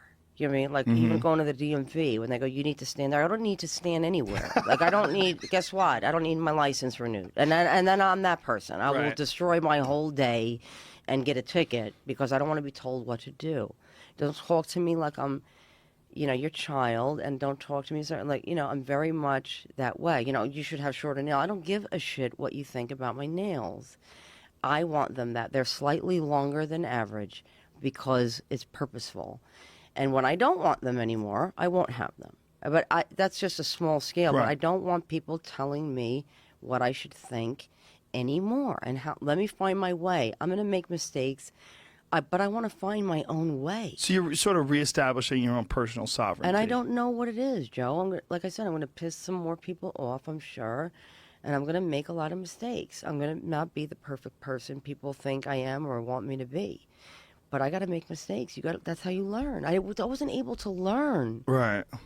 It was like, do it this way. This is the way we do it. We don't do this. We don't do that. I mean, I was always a little bit of a rebel but I thought everybody was being held to this higher standard. They weren't. I was finding out other celebrities were smoking pot and then going into the sauna. Yeah, exactly. Like doing their purification rundown 100 times. What's because that? That's in the beginning steps of Scientology. You have to do what's called a purification rundown. It's supposed to detox your body of all, Thetans? not thetans. You're not there yet. No? No, Joe. You don't get to say that. I don't get to say it? No, baby, until No? you get there. Oh, when do you get there? What you have to spend $380,000 and about 40 years of your life. 40? Yeah, That's a lot of work. it's a lot of work. No, you learn basically a purification rundown is just you're supposed to sweat out all of the toxins lodged in your fatty tissue. Now, the problem with that is you're taking large amounts of niacin, and they claim you're running out like suntan from when you were a kid and from other lifetimes, and it's really Niacin. Yes, Like niacin. flash niacin, so Yes. you feel it in your skin, it Yes. gets you hot. And Yes, and you have to sit in the sauna for 5 hours. Wow. It's a 5-hour thing. But I was finding out, I was like, wait a minute, why was that person even smoking pot? We're not allowed to smoke pot, right? Like, I haven't been smoking pot this whole time, where people do. And I'm learning that other people were smoking pot, doing other drugs, and then going in the sauna. I was like, wait, I didn't know that was an option for me. Like, I was living by this, you know what I mean? So that's what I'm going through now. I'm not saying I'm smoking pot, but it sounds like you want to. a little bit. Only because I want to be calmer, but It might not make you it all calmer. adds to. Okay, then I don't want it. Well, it could. It No, I has a don't- different effect on I feel everybody. like I'm too old for that shit. No, you're Joe. definitely not. Joe, I'm too old for it. No, you're not. No, you're alive. If you're alive, you can experience the benefits of a consciousness-enhancing substance, whether it's mushrooms or pot or anything. Joe, that's crazy. No, it's not crazy. It's not crazy. I don't know. I look at me. I'm like getting. Yeah, you're freaking out. You've been in a cult your whole life. Sorry, folks.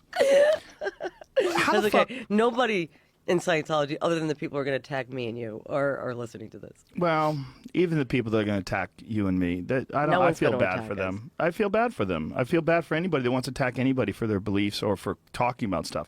And guess what?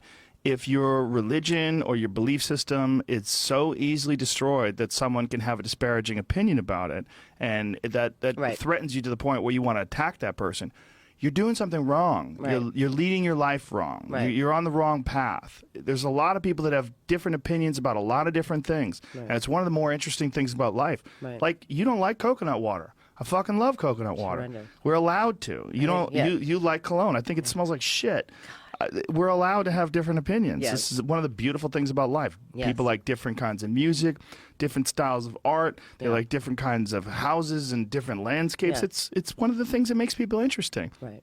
So the problem with any kind of ideology, the problem with what this represents, or any other kind of cult or any other kind of really rigid structure, is that human beings are very susceptible to those kind of routines. Right. We're very susceptible to influence. We're very susceptible to other people carving out these predetermined patterns of behavior that you just quickly slot into, Right. because it keeps you from having to form your own opinions. Correct. And that's And- everything that's wrong. And you truly believe that you believe it. Yeah, I'm Yeah. sure, and you do That it comes believe from it. you. do. Yeah, I mean, right. it's very easy for people to just slot themselves into these patterns, Right. and adopt those opinions as their own instead of trying to formulate their own. Because it's very complicated to try to formulate your own opinions, Right. and they have to be flexible because new information comes up, and then you have to kind of change them and adjust them, and then recognize that perhaps like you're recognizing right now that like wow, I've lived a lie Right. for like a long period of time. Completely. I mean, it doesn't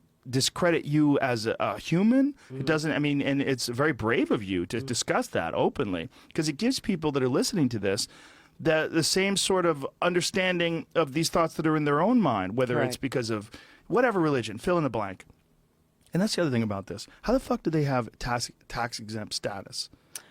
Well, because first of all, the IRS, they answered the IRS questions to get that status, and one of them is, do you have any other affiliation with any other god? Of which they said no. They believe that they are spiritual beings, and they deal with the spirit. Right. And so they answered the questions that needed to be answered for the IRS. But isn't it amazing that any religion gets tax exempt status?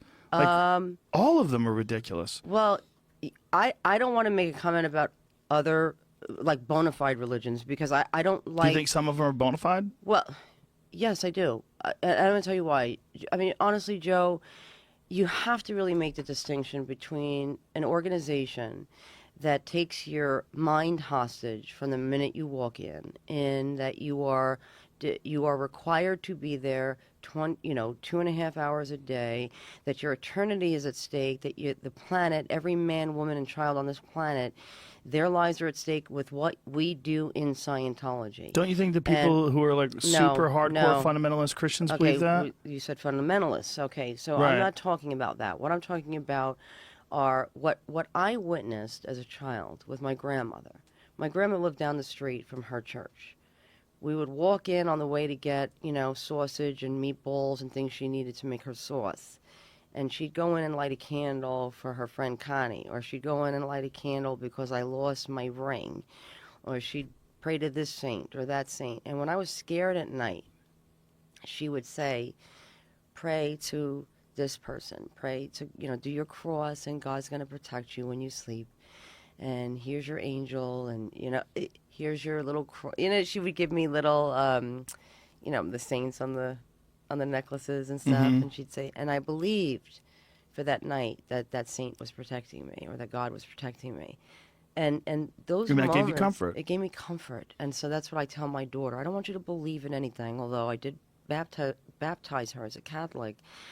I said, I want you to really find your way with some kind of spirituality. But I'm going to baptize you Catholic because I feel you need some kind of foundation. But I don't want you to be forced to believe in anything. But I want you to believe in something, or you're going to fall for anything. And I didn't have structure as a child. I had Scientology. But that's a structure, right? Well, I mean a real religious base. A real religious base. Correct. Have you ever heard the difference between a cult and a religion? This is a beautiful quote. What is it? A cult is bullshit. It's created by one person. That person knows it's bullshit. In a religion, that guy's dead. Right. Did you come up with that? No. Seems very Joe-ish. No. It's just something I read. Yeah, I like it. But Yeah. it's true. So so that was my experience of religion. Now, I know people feel very differently about religion being forced down their throat, but I would have kind of loved, going with my family every Sunday to church. I think it created, when I saw my father doing that with his other daughters, I was a little bit jealous that we didn't have that. Right. That we didn't get Easter dresses, and it wasn't a big thing because we didn't have that growing up. It gives you comfort, right? Yes. Yeah. And so that's also I'm trying to look. It doesn't cost $250,000, to get up to this level that I explained to you. And by the end of it, if you have made millions, that you're going to give those millions away. It is a requirement. That's not a requirement in other religions. That you are not allowed to talk to certain people. Now I understand that there are other cults, that do that. And I do call those things a cult, because I don't think any organization, any church should tell people who they can and cannot talk to, what they can and cannot read, what they should and shouldn't do. The person should make their own decisions based on the information that's given to them, or information that they find on their own. Right. It's very different. This is a pay before you go proposition. There are repercussions to leaving. Nobody knows that I went in and out of a Catholic church the other day and lit a candle. Nobody's calling me saying, where are you? Why are you not here? Who are you talking to? You need to come in. Or we're going to start working on your family, destroying your family. Do you? Who does that? I understand what you're saying, but you know, there's different styles of behavior patterns that exist in all sorts of religions. Like Buddhism is radically different than Islam, you know, and there's different requirements that they ask of the people.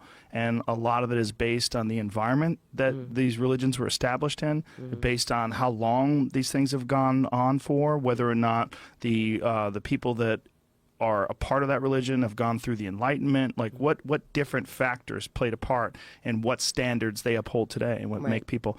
But my issue is always with subscribing to predetermined patterns of behavior and ideologies where they indoctrinate you on specific ways to think. And that's what this is. Yeah, that's what a lot of religions are. I mean, it's a real issue with human beings. Well, my grandmother, of course, was As raised. was mine. Yes, exactly. Yeah. Raised to think a certain way about people or lifestyle. And but she had the choice to be friends with somebody who maybe wasn't those things. Right, sure. She had a choice. Yeah. We don't have a choice. No, it's pretty obvious that some, especially in particular the way you're describing Scientology, it's far more suppressive than most and far more rigid in its behavior patterns. That's right. And they force you into these behavior patterns, and it's incredibly difficult to break behavior patterns, especially when you believe firmly in your heart that this is the right way to be. Yeah. Yeah, but it's justified because you're clearing the planet. It's just amazing that they don't have to pay taxes. Like, that's like stunning if you look at their doctrine. If you look at but that's the thing. Where there have been judges that should have looked into the doctrine, they said it's not. We cannot actually look into the doctrine. But they need to understand that you need to look into the doctrine where it's abusive and hurting people. Yeah. If your doctrine calls for you to hurt people, hurt children, the government does need to step in. You're right. They do. I agree. Well, it just absolutely the accusations about the Sea Org and about people making $15 a week and about these people that are essentially working as that's not illegal. Indentured servants. But that's not illegal. They sign up for it. So as long as you sign up for it and sign that $1 billion contract, you're not subject to any minimum wage laws or anything along those lines. No. And by the way, Joe, I'm not really that smart enough to speak on these things because people think that my agenda is to take away their tax exempt status. I would love for that to happen, but that's not the reason for the show. You just want to express yourself and be honest about your experiences and help other people not my experiences. Be free. These are other people's experiences. Right. But yours, too. Well, but because I know it's true, because I experienced it, I'm co-signing. And I'm saying, if you're going to bully somebody, bully me, bully A&E, but I'm going to let these people tell their stories because they're telling the truth. Right. Yeah. And if we weren't telling the truth, you would have sued us. So cut the shit already. Well, that's what's interesting is the disclaimer at the end of your episode. The end of our episode, it's in 100 times. Yeah. It's bullshit, but they got to do it. I understand. I think it's smart. It's smart to do it. It's a lot to me. It's annoying. Every time I see it, I roll my eyes. I mean, every time I see it, I go, "Nyeh." I understand it, but it's annoying because what we're saying is true. Again, this is a litigious group. Okay, they're not going to shy away from any lawsuit. If they could have sued us, they would have. But they know what we're saying is true. These are the policies of the church. Here's the thing, Joe. What they should do is go, yeah, we subscribe to these policies. You don't fucking like it. Don't be part of our church. But don't say we're all lying. Right. It's right there on the internet, you assholes. I have the books in my freaking garage. Right. What are you yawning about? No, not yawning at all. I felt like you were. No. I'm just thinking. Now, your current state right now, like doing this show and having all these people, I feel like you're helping a lot of them for sure because you're getting their message out there. And again, it's a very heartbreaking message when you see these people and they're not in contact with their children and they're not in contact with loved ones. Yeah, I couldn't imagine my daughter doing those videos, going, "My mother just wants to make a buck. I'm disgusted by my mother. I'm disgusted that that she's my mother. I would be It's crazy. devastated. No, it's crazy. And I'm one of the lucky ones. You know, like these things didn't happen to me, Joe. I wasn't molested. I wasn't hurt. I wasn't physically hurt. I wasn't. My kids didn't disconnect from me. My mother didn't disconnect from me. I have my mother during the holidays. I have my sisters. I have my husband. Now, your life must have revolved around the church in a very big way socially. Yeah. What is that like now? Like all those people, they've written you off, right? Yeah, it's sad. I'm sad for them because our relationship was obviously dependent on my relationship to the Church of Scientology. You can understand that, right? From them being brainwashed No, because they knew me. Right. So for my church to say Leah's an enemy of our church, my friend should have said bullshit. Well, aren't you kind of an enemy of them now, though? I don't know why I would be. They know we're telling the truth. Right, but that truth is very damaging to their Why organization. Is it damaging? Because their organization this is the policies of the church. Right, you're right. No, I'm not saying Be you're saying proud. anything wrong. Stand behind it. Say you don't like it. Don't be part of it. Yeah, but they can't really do that. Why? Right? Because they're doing some fucked up things. Baby, they say they're the epitome of morality. They're the elite of mankind. They're saving the planet. So when you go on their website and see that they say that they're the largest growing religion, they are the only ones with the solution to life, to man's ills. I'm not making this up. Okay, so Right. when you make those kinds of claims, you then stand behind it. Say that's right. That's right. We I don't understand what believe you're in other saying. things. We think you're all lost. We are extremists. We are bigots, and these are our beliefs. And don't join us. We obviously have enough money. Do you communicate with any of the people? They're not allowed to talk to me. As a So matter of fact, no I've one. seen celebrities who talk shit to me on Twitter and social media, not directly at me, and they run from me. They run from me at parties, and they're lucky. They're lucky that they run because honestly, I don't mind you talking shit. Just when you see me, back it up. That's all. Just Like back who- it up who when you talks shit see about me. you? Can you say I don't want to names? name. You want to know why I don't want to name a name, Joe? Yes. Because I don't want to give them that much credit. I don't want to give them that. You could just name any celebrity that you know, like that's a Scientologist. Who do we have? We have Kirstie Alley. We have Tom Cruise. Kirstie Alley's still in? What? She called me a bigot. Yeah, she's big You're a time. bigot? I'm a bigot. Because you don't like Scientology? Right. But I wasn't a bigot when I didn't like anybody else but Scientologists, right? Because that's what I was very much a bigot, and she knows it. Who else because is in? she is. Greta Van Susteren. She's deep. Greta Van Susteren, Danny Masterson, I don't know who that is. Laura Prepon. He was on the '70s show. Oh, yeah. She's in, right? Laura Prepon, Juliette Lewis. Her brother, Lightfield Lewis. She As a matter seems of fact, so Lightfield Lewis was just at a balanced. wedding. Juliette Lewis's brother, who I grew up with, Lightfield, okay, in the Scientology community. He was filming a wedding. He was doing the video. Mm-hmm. He literally ran from me and my husband at a wedding, and he was videoing the wedding. So whatever that shot was. And my husband even said to him, hello, like he said, hi. He goes, hey, Lightfield. And he ran, and the other band members, because Angela was singing, right? The other band member said, is he okay? Is he? And he's like, oh, he's just a Scientologist. Who Like, else is there? run Who else? from I'm me. ignorant as to how many celebrities are Scientologists. I don't know. Beck. Well, I'm trying to Beck's say, a weird one. why? Well, because he's a musician. Yeah. You know, and he's like a uber creative. You would think that person's like super open-minded. He comes out with a song like "I'm a loser, baby, so why don't you kill me?" Did he come You know? up with that song? It's his song. Are you sure? Yeah, I'm a loser, baby. you sure? That's him. So why don't you kill me? Yeah, that's him. I loved that song. It's Beck. It's Swear like his to big God. hit. Yeah, are you for sure? 100%. Okay. Right? Jamie, Okay. you know, right? Okay, Yeah. this one's saying yes, so Yeah. I believe him because he seems Beck-ish. Yeah. Like a Beck, like he would be a 9-inch nails person. That's Jamie. He wears Yeezys. Poor bastard. Really? Look at him. Douche. So douchey. They just gave me an innie. Who else? Who else is in deep? Jenna Elfman, right? Jenna Elfman. She's Bodhi still in Elfman. deep?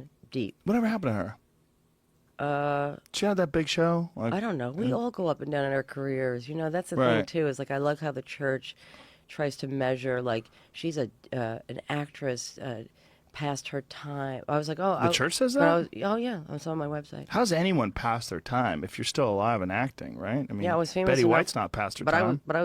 I was famous enough when I was in. Right. Okay. Oh, now you're past your time. That's what they're saying about you? Right. Oh, hilarious. Right.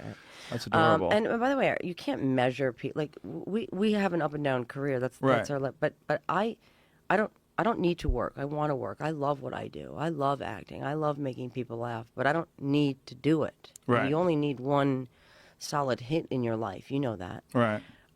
This is my passion. This is something that I always wanted to do as far as helping people. This is why I was in Scientology. Mm-hmm. I loved helping people. It was everything to me. If somebody needed help, I was there. I just love it.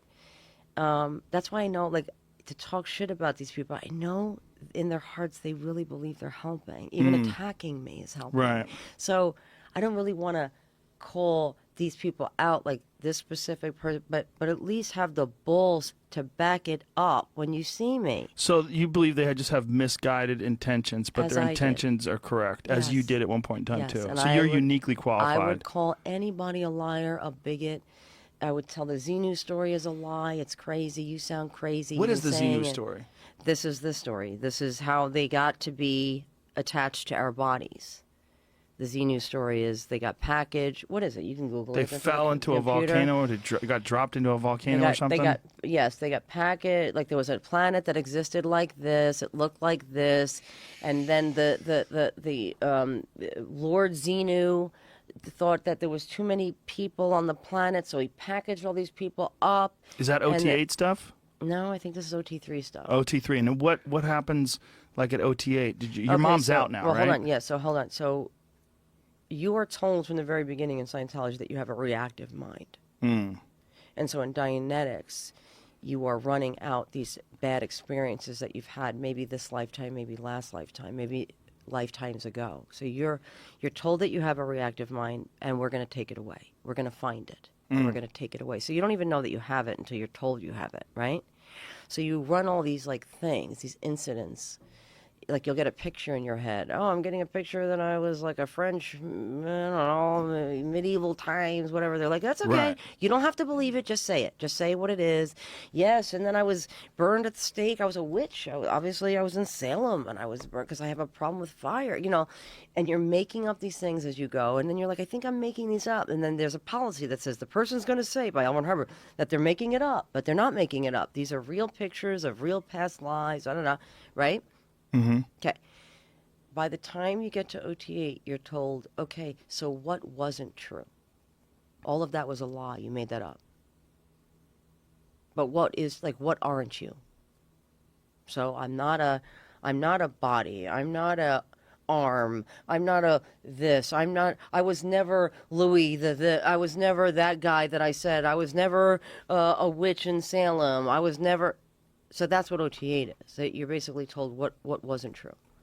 What are you? Like, what are you really? I'm just me is the answer. How did your mom get out? My mom got off that ship and she said, I'm never going back. Why is that? Doing another thing. Because she thought it was bullshit. But she thought it was okay when you were going through your OT3 thing, and they're explaining to you that you're covered with bugs. You're that not are ready. Beings. You're not bugs, baby. They What look like didn't you bugs. understand? Do we need to go back? Baby, do we need to do No, like... no, we don't. But Okay. I'm laughing. All I'm just okay. joking around. Okay. Little beings. Beings. Not bugs, Like sorry. you and I, just Right, without a Got body. it. Yeah. Okay. We're So your mom spiritually- got all the way past that, Yes. and something she decided at one point in time, it's bullshit. It wasn't for me. What was it that she But decided? She couldn't tell me that. Oh. If she would have told me that, that would have stopped me from going. They would have pulled me in immediately. So when did she think it was bullshit? On OT8. Oh, But so she got to the top. But she can't tell me she thinks it's bullshit. I'm still coming up behind her. Right. If she then pulled me in and said, Leah, this is bullshit. Like, I don't want you to continue. Then I would have turned her in. I would have. Oh. You know what I'm saying? It would have. They would have gone to work on me and your mother. You need to God. disconnect from your mother. She didn't want me to disconnect from her. That's so She didn't want complicated. to lose her family. So you learn to be quiet. It's so complicated. It is complicated, and it takes years and years of this. You don't just. It doesn't happen overnight. It So your mom happens- got to OT8, so she had to go to the ship. Yeah. And is it the wackiest of the wacky when she got to there and she's like, this is nonsense, I'm done? She was just happy to be done, finally. It was almost like she was free. Wow. Yeah. So what happens when she left? Did they go, hey, where are you going? No. She, after you're done, they let you off the ship. Right. You complete it, you get a cert, and that's it. And then you don't have to go every day anymore? No. And now, but Really? they created more OT levels now, so she would have been called back in. They created more. Yeah. So you get to 8, and you're like, look, we just went to the vault. Right. We uncovered a scroll. Right. We found some writings of L. Ron Hubbard before he passed. And I swear to God, it's not even a lie, and you believe it. Joe, don't laugh at me, because I feel bad for people. I do too. Looking back, I go, we were all went into it like with a good heart, like we believed what they were saying. It was like, what do you mean you just found it? L. Ron Hubbard said it was the end of the bridge, was OT8. And we spent our whole life doing this. Like, you want there to be a definite end, so Right. you could live your life a little bit. It's just incredible that a science fiction writer could create something like this that's so poorly written and, Yeah, but and nobody- poorly thought out. We only knew of his science fiction writing, like, from him telling us, but it wasn't like we were knew L. Ron Hubbard as a science fiction writer. But there must be some knowledge of it, otherwise Battlefield Earth would have been Oh, made. of course. They have a whole building they have a whole literary Right. building on Hollywood Boulevard called Arthur Services. And it's all dedicated to L. Ron Hubbard's publishing. And you walk in, you think this man is a serious writer. Like, this is somebody who was really well accomplished in this For people who world. don't know, he wrote more books and wrote more stuff more fiction than any human being that's ever lived ever. Is that true? Yes, he wrote more fiction than anyone who has ever Well, that says walked the something- face of the Doesn't that say planet. something about his He OT made up abilities? more shit than anyone who ever lived. So he wrote down more shit that never really happened Right. than anyone who ever lived. Right. But the Scientology stuff he was telling the truth about. Right. But you don't make that. You don't think that. You know what I'm saying? You don't make that distinction. You don't. You're reading Dianetics because it's a self-help book. Right. And like you were searching for something bigger. Most people are looking for that, and so when you read that book and you're like, oh, I could cure myself of psychosomatic ills, and Right.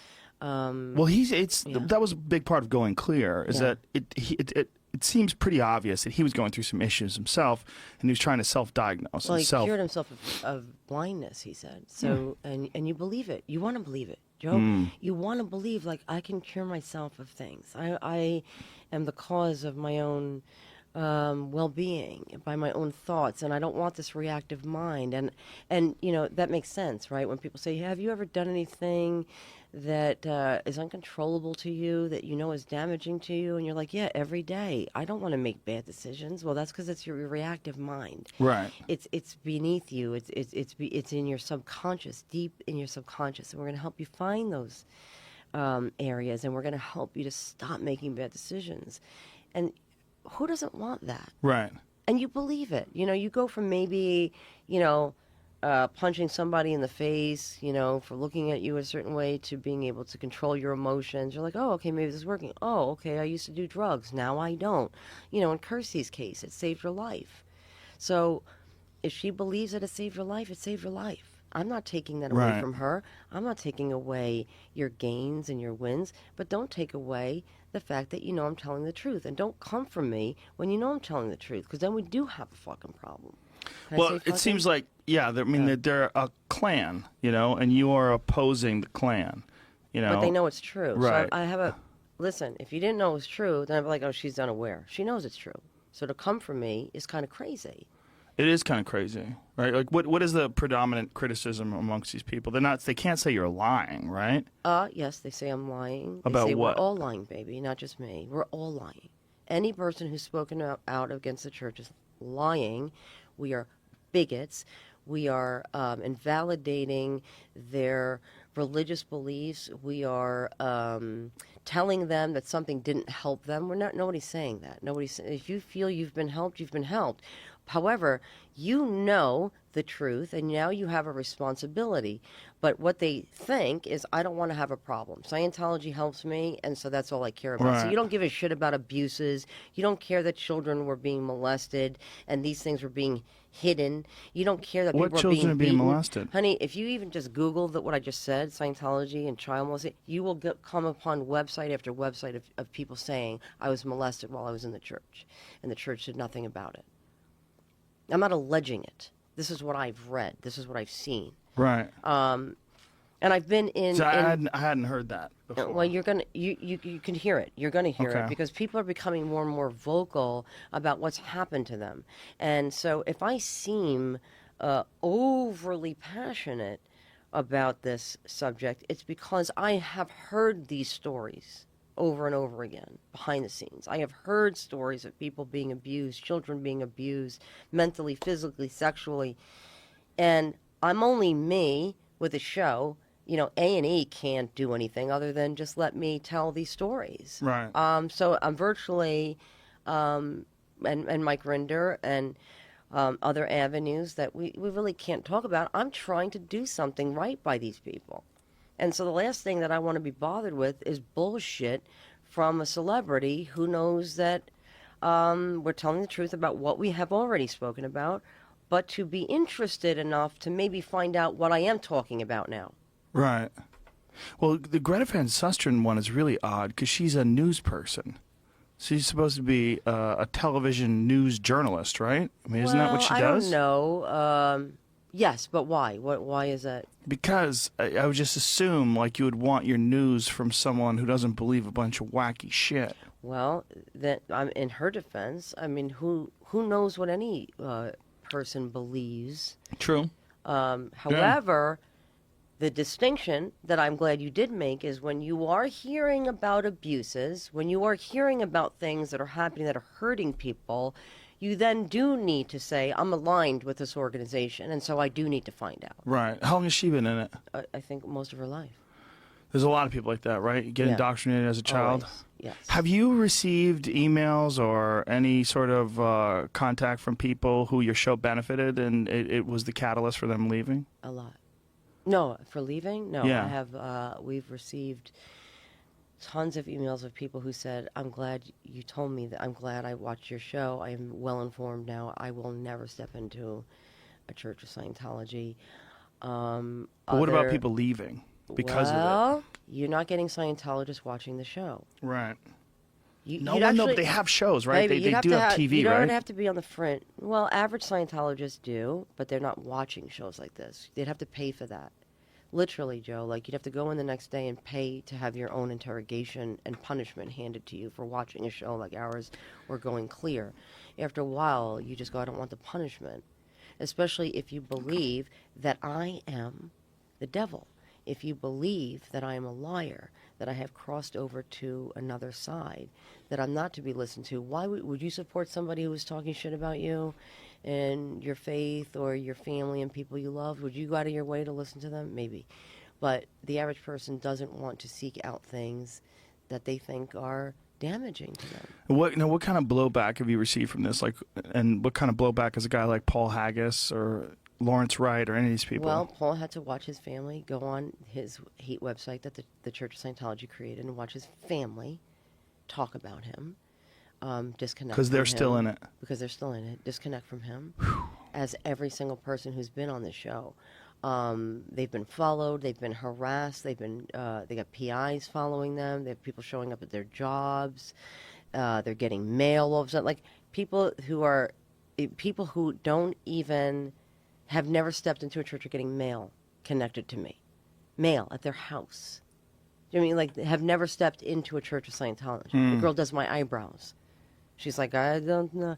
I said, you never stepped into a Church of Scientology? She said, never. She's getting mail for the first time from the Church of Scientology. It's just crazy. But that's just a little anecdote. But to have your family make videos of you, to not talk to you, to refuse to see you, their own grandchildren, that's just something I can't deal with. But also now, what I'm dealing with now is hearing stories of these people who've been silenced for years, the pain that they've had to deal with and sustain through these years. The fact that they're normal in any way is a miracle. And so I hope to do something with them, and I hope to make some change. What are the positive aspects of Scientology, and how do you think it benefited you? And do you think it's possible to take some of those positive aspects and either reform that organization or form another organization that doesn't try to control people's thinking, but maybe positive, maybe tries to encourage the positive benefits of being a part of a group? I couldn't promote anything good about it because I know it's an all-in proposition. Right, but isn't there some you benefits? can read books. You can always buy the books if you want to buy the books. But I mean, I don't think there's. I'm going to a therapist now, and I bring up concepts, and she's like, "Oh yeah, that was in psychology, my psych one." I'm like, "What?" A lot of it is from that. A lot of it is from that. This existed. Yeah. So yeah, but I believe in finding things that work for you. I don't think it's one thing. The one thing that my therapist is teaching me is that it's not just one thing. You get something from here, you get something from there. It's knowledges. Scientology is not about knowledges. It's about us. And this therapy thing is very new to you. You never went through any therapy. No, as a matter of fact, my first thing that I said to her is, I just want you to know that I think I know more than you. I was taught as a Scientologist that you have wasted your life going to college. I could do for a person in 5 minutes on this e-meter what you're going to do with me in 5 years. What did your therapist say? I understand that you feel that way. And she said, that spirituality and religion should have nothing to do with the ego. But that stayed with me for a second, because I was like, I have a huge ego. She's right. Scientologists believe that they have the answers. And when you believe that, you have shut yourself off to the fruits of observation, to experiencing other people, to opening your heart up to things. I mean, it shuts you off completely. So you feel like this is a part of you that you're re-exploring, or exploring maybe, for the first time. Your non-cologne thing is like, I'm so judgy about it, but I'm willing to maybe change my mind. My non-cologne thing. I'm sure you've seen that video of Tom Cruise where it's got the Mission Impossible sort of soundtrack playing in the background. He's talking about a car accident. Have you stumbled upon a car accident? That you are the one who has to take care of it because you're a Scientologist and you're the only one who can handle that. And you believe that when you're a Scientologist. You are not only... You are taught that we are the only ones doing anything, that you are the only ones. That's why it was so shocking to me when no one in my church was willing to stand with me. I was like, wow, so we are not those people who stand up, right? We are the people who look the other way. Because y'all looking the other way because of Tom, because of Dave Miscavige, because you have no balls. Really? Are we those people? Because the truth of the matter is, when there was an accident, Joe, I did stop. I am that person that stops and say, "Are you?" So that's one of the positive benefits of Scientology. Well, you feel that you're responsible for everything, and you felt like you wanted help as well. Always. You felt you could help and you wanted to help. Always. That's a positive thing, right? You're right, and all Scientologists do think they're helping. Right. So there's got to be some. One of the things that I've found about a lot of Scientologists. No, that's a huge ego, yes. Joe. If you think you're the only one doing anything, right? By the way, there are other people who stopped, but I believed that it was because I was a Scientologist that I stopped. Right. But then I saw in life, I was like, wait a minute, there's good people in the world. They have no interest, no ulterior motive, no vested interest in helping somebody. Right. They're like, I'm almost shocked, with the show. That's why, in the last episode, I was in tears. I was a mess because I was shocked by the goodness of people, that I thought the world was so screwed. Because of Scientology, because I thought we were the only good people in the world. Do you see what I'm saying? I know it sounds so stupid and juvenile.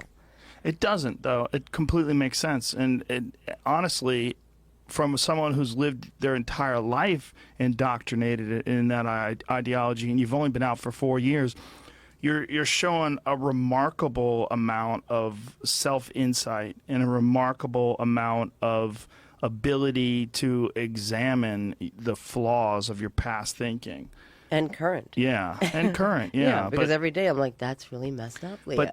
But to abandon the foundation that you've kind of established your entire life on, it's got to be insanely difficult. And to do it in your 40s after all these years of being involved in this crazy sort of organization, it's very admirable. It's very hard. It'd be way easier for you to just stay in, stay inside your comfort zone, keep doing all your nonsense, get up to OT 55 or whatever Right. the fuck it is now, you know, and just keep paying the money and keep Right. your friends. Right. You know, do you miss any of your friends that were in it? No, I only miss the children of, like my goddaughter. And, you know, because I see her, she lives in my neighborhood. And she can't talk to you. Well, her mother can't talk to me. She doesn't know me now. I delivered her, you know, Right. delivered her in the hospital. And then we moved my friend close to me down the street so she could be in a certain school district. And then I'd be able to be with my goddaughter. And I see her in the neighborhood, and she can't talk to me. So my goddaughter doesn't know me. She wouldn't know to come to me because she's now only, 5, 6. You know what I'm saying? Right. How are they hanging on? How do they stay? They have amassed $3 billion in assets. $3 billion. Mm-hmm. Yes.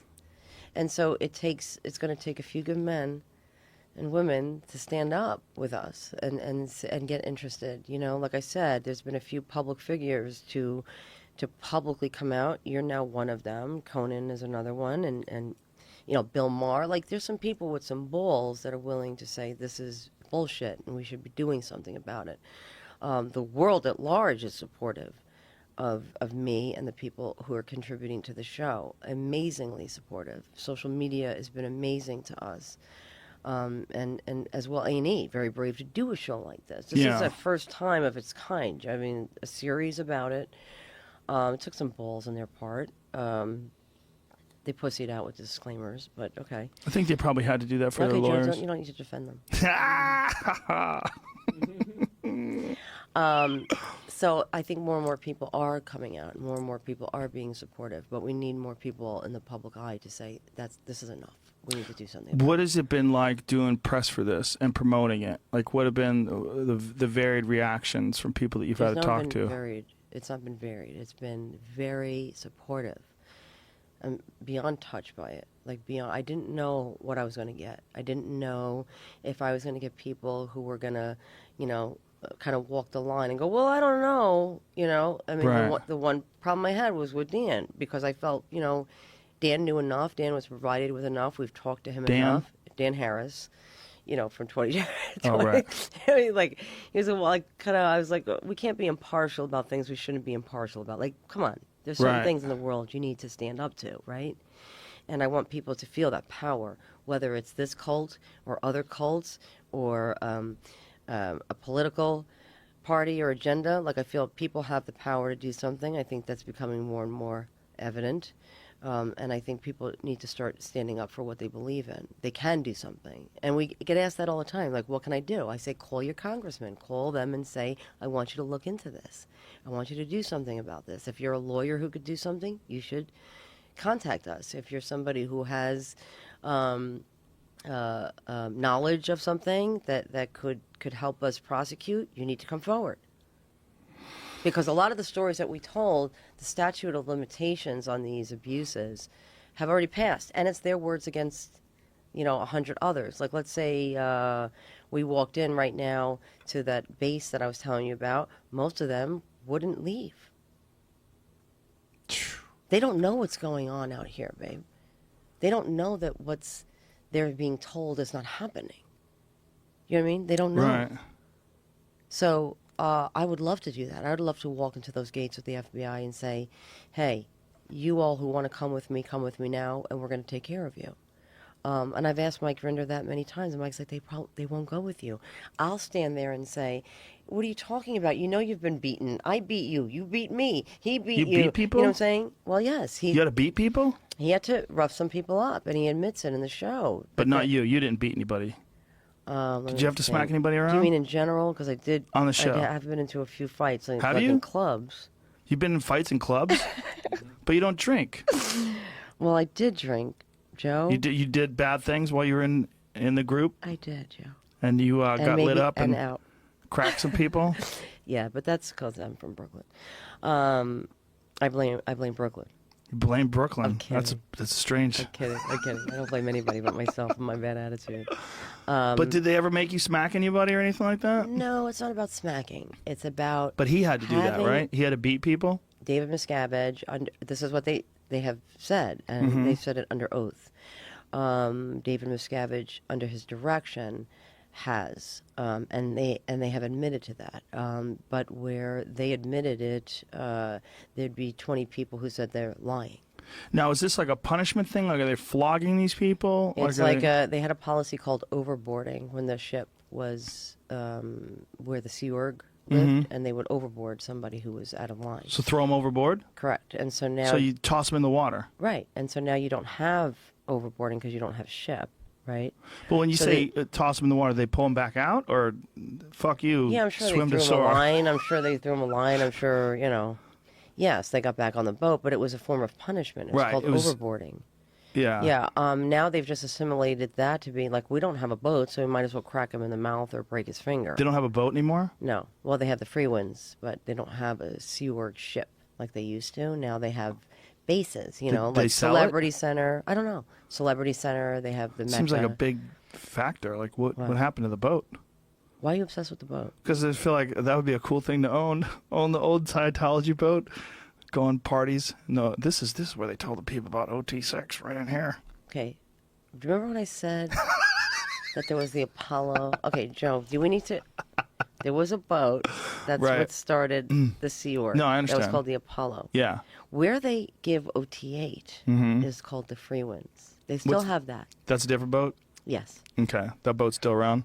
That boat's still around. Where's that boat? So you can buy that boat, probably in the Bahamas. Oh, that's where they go? Yeah. It's a good place to party and learn about thetans. They're not thetans. Thetan? And it's not partying. Oh, okay. Yeah. No partying at all? No partying. But when they do have a party, like if they have a big old celebration, like I saw the one celebration. I would go to the gala every year in August. There's gala? Yeah, at the Celebrity Center. And what happens there? We listen to speeches about how much Scientology is accepted in the community by the LAPD. And, the LAPD talks? LAPD. So they contribute a bunch of money to the LAPD. Yes, they started a thing called the Police Activities Fund. League, sorry, the police, and I contributed to it, and I helped it, and they put on a show for the kids every Christmas at Celebrity Center, and they give the money, the proceeds, to what they created, which is called the Police Activities League, and they present the LAPD with money for children. Well, that sounds great. It's great, but listen, it's purposeful. Right. There's a policy called safe pointing the community, and that's what they're doing. And I did it, so I know what it's about, right? You appear as if your intentions are pure, so that you then have maybe favors like this happening, where somebody files a police report, and you get screwed with. God. Where do you think this is going? Like, where do you anticipate your battle with this taking? I don't have a battle. I hope that... But you kind of do. No, because Joe, if you receive the calls that I receive, like when I'm not working on the show, because I'm the executive producer of this show, so they're not safe to just call anybody. They're not going to call A&E. It's Mike, me and Mike. We're the ones who have to vet these stories, and kind of people trust us because they know we're telling the truth, and they know that we have their best interests at heart in telling the story correctly. Right. And when you talk to these people, when I talk to them behind the scenes, it takes every piece of me not to break down. I have to be kind of their auditor, you know what I mean? Their Scientology auditor to keep my shit together. But when I hang up, I'm devastated by it. Like, I've been part of this thing, you know what I mean? Like, I'm getting teary-eyed talking about it now. How many people are in it? Maybe 10,000 worldwide. That's it? Well, it gives the appearance, because I thought, like, at these big events, at the Shrine Auditorium that they have every year, right? They show what Scientology is doing, and they use things like hundreds of millions and these really kind of electrifying statistics, right? And we bought this building, and we bought that building, and that would indicate growth. Right. Right? That's the subliminal message to you, you know? Yeah. There's people in there, but they are just buildings. But you believe that those buildings are being So they just filled bought with some people. buildings. Well, they have to for tax purposes, right? And the appearance that it's growing. Whoa. But they have to offload some of this money.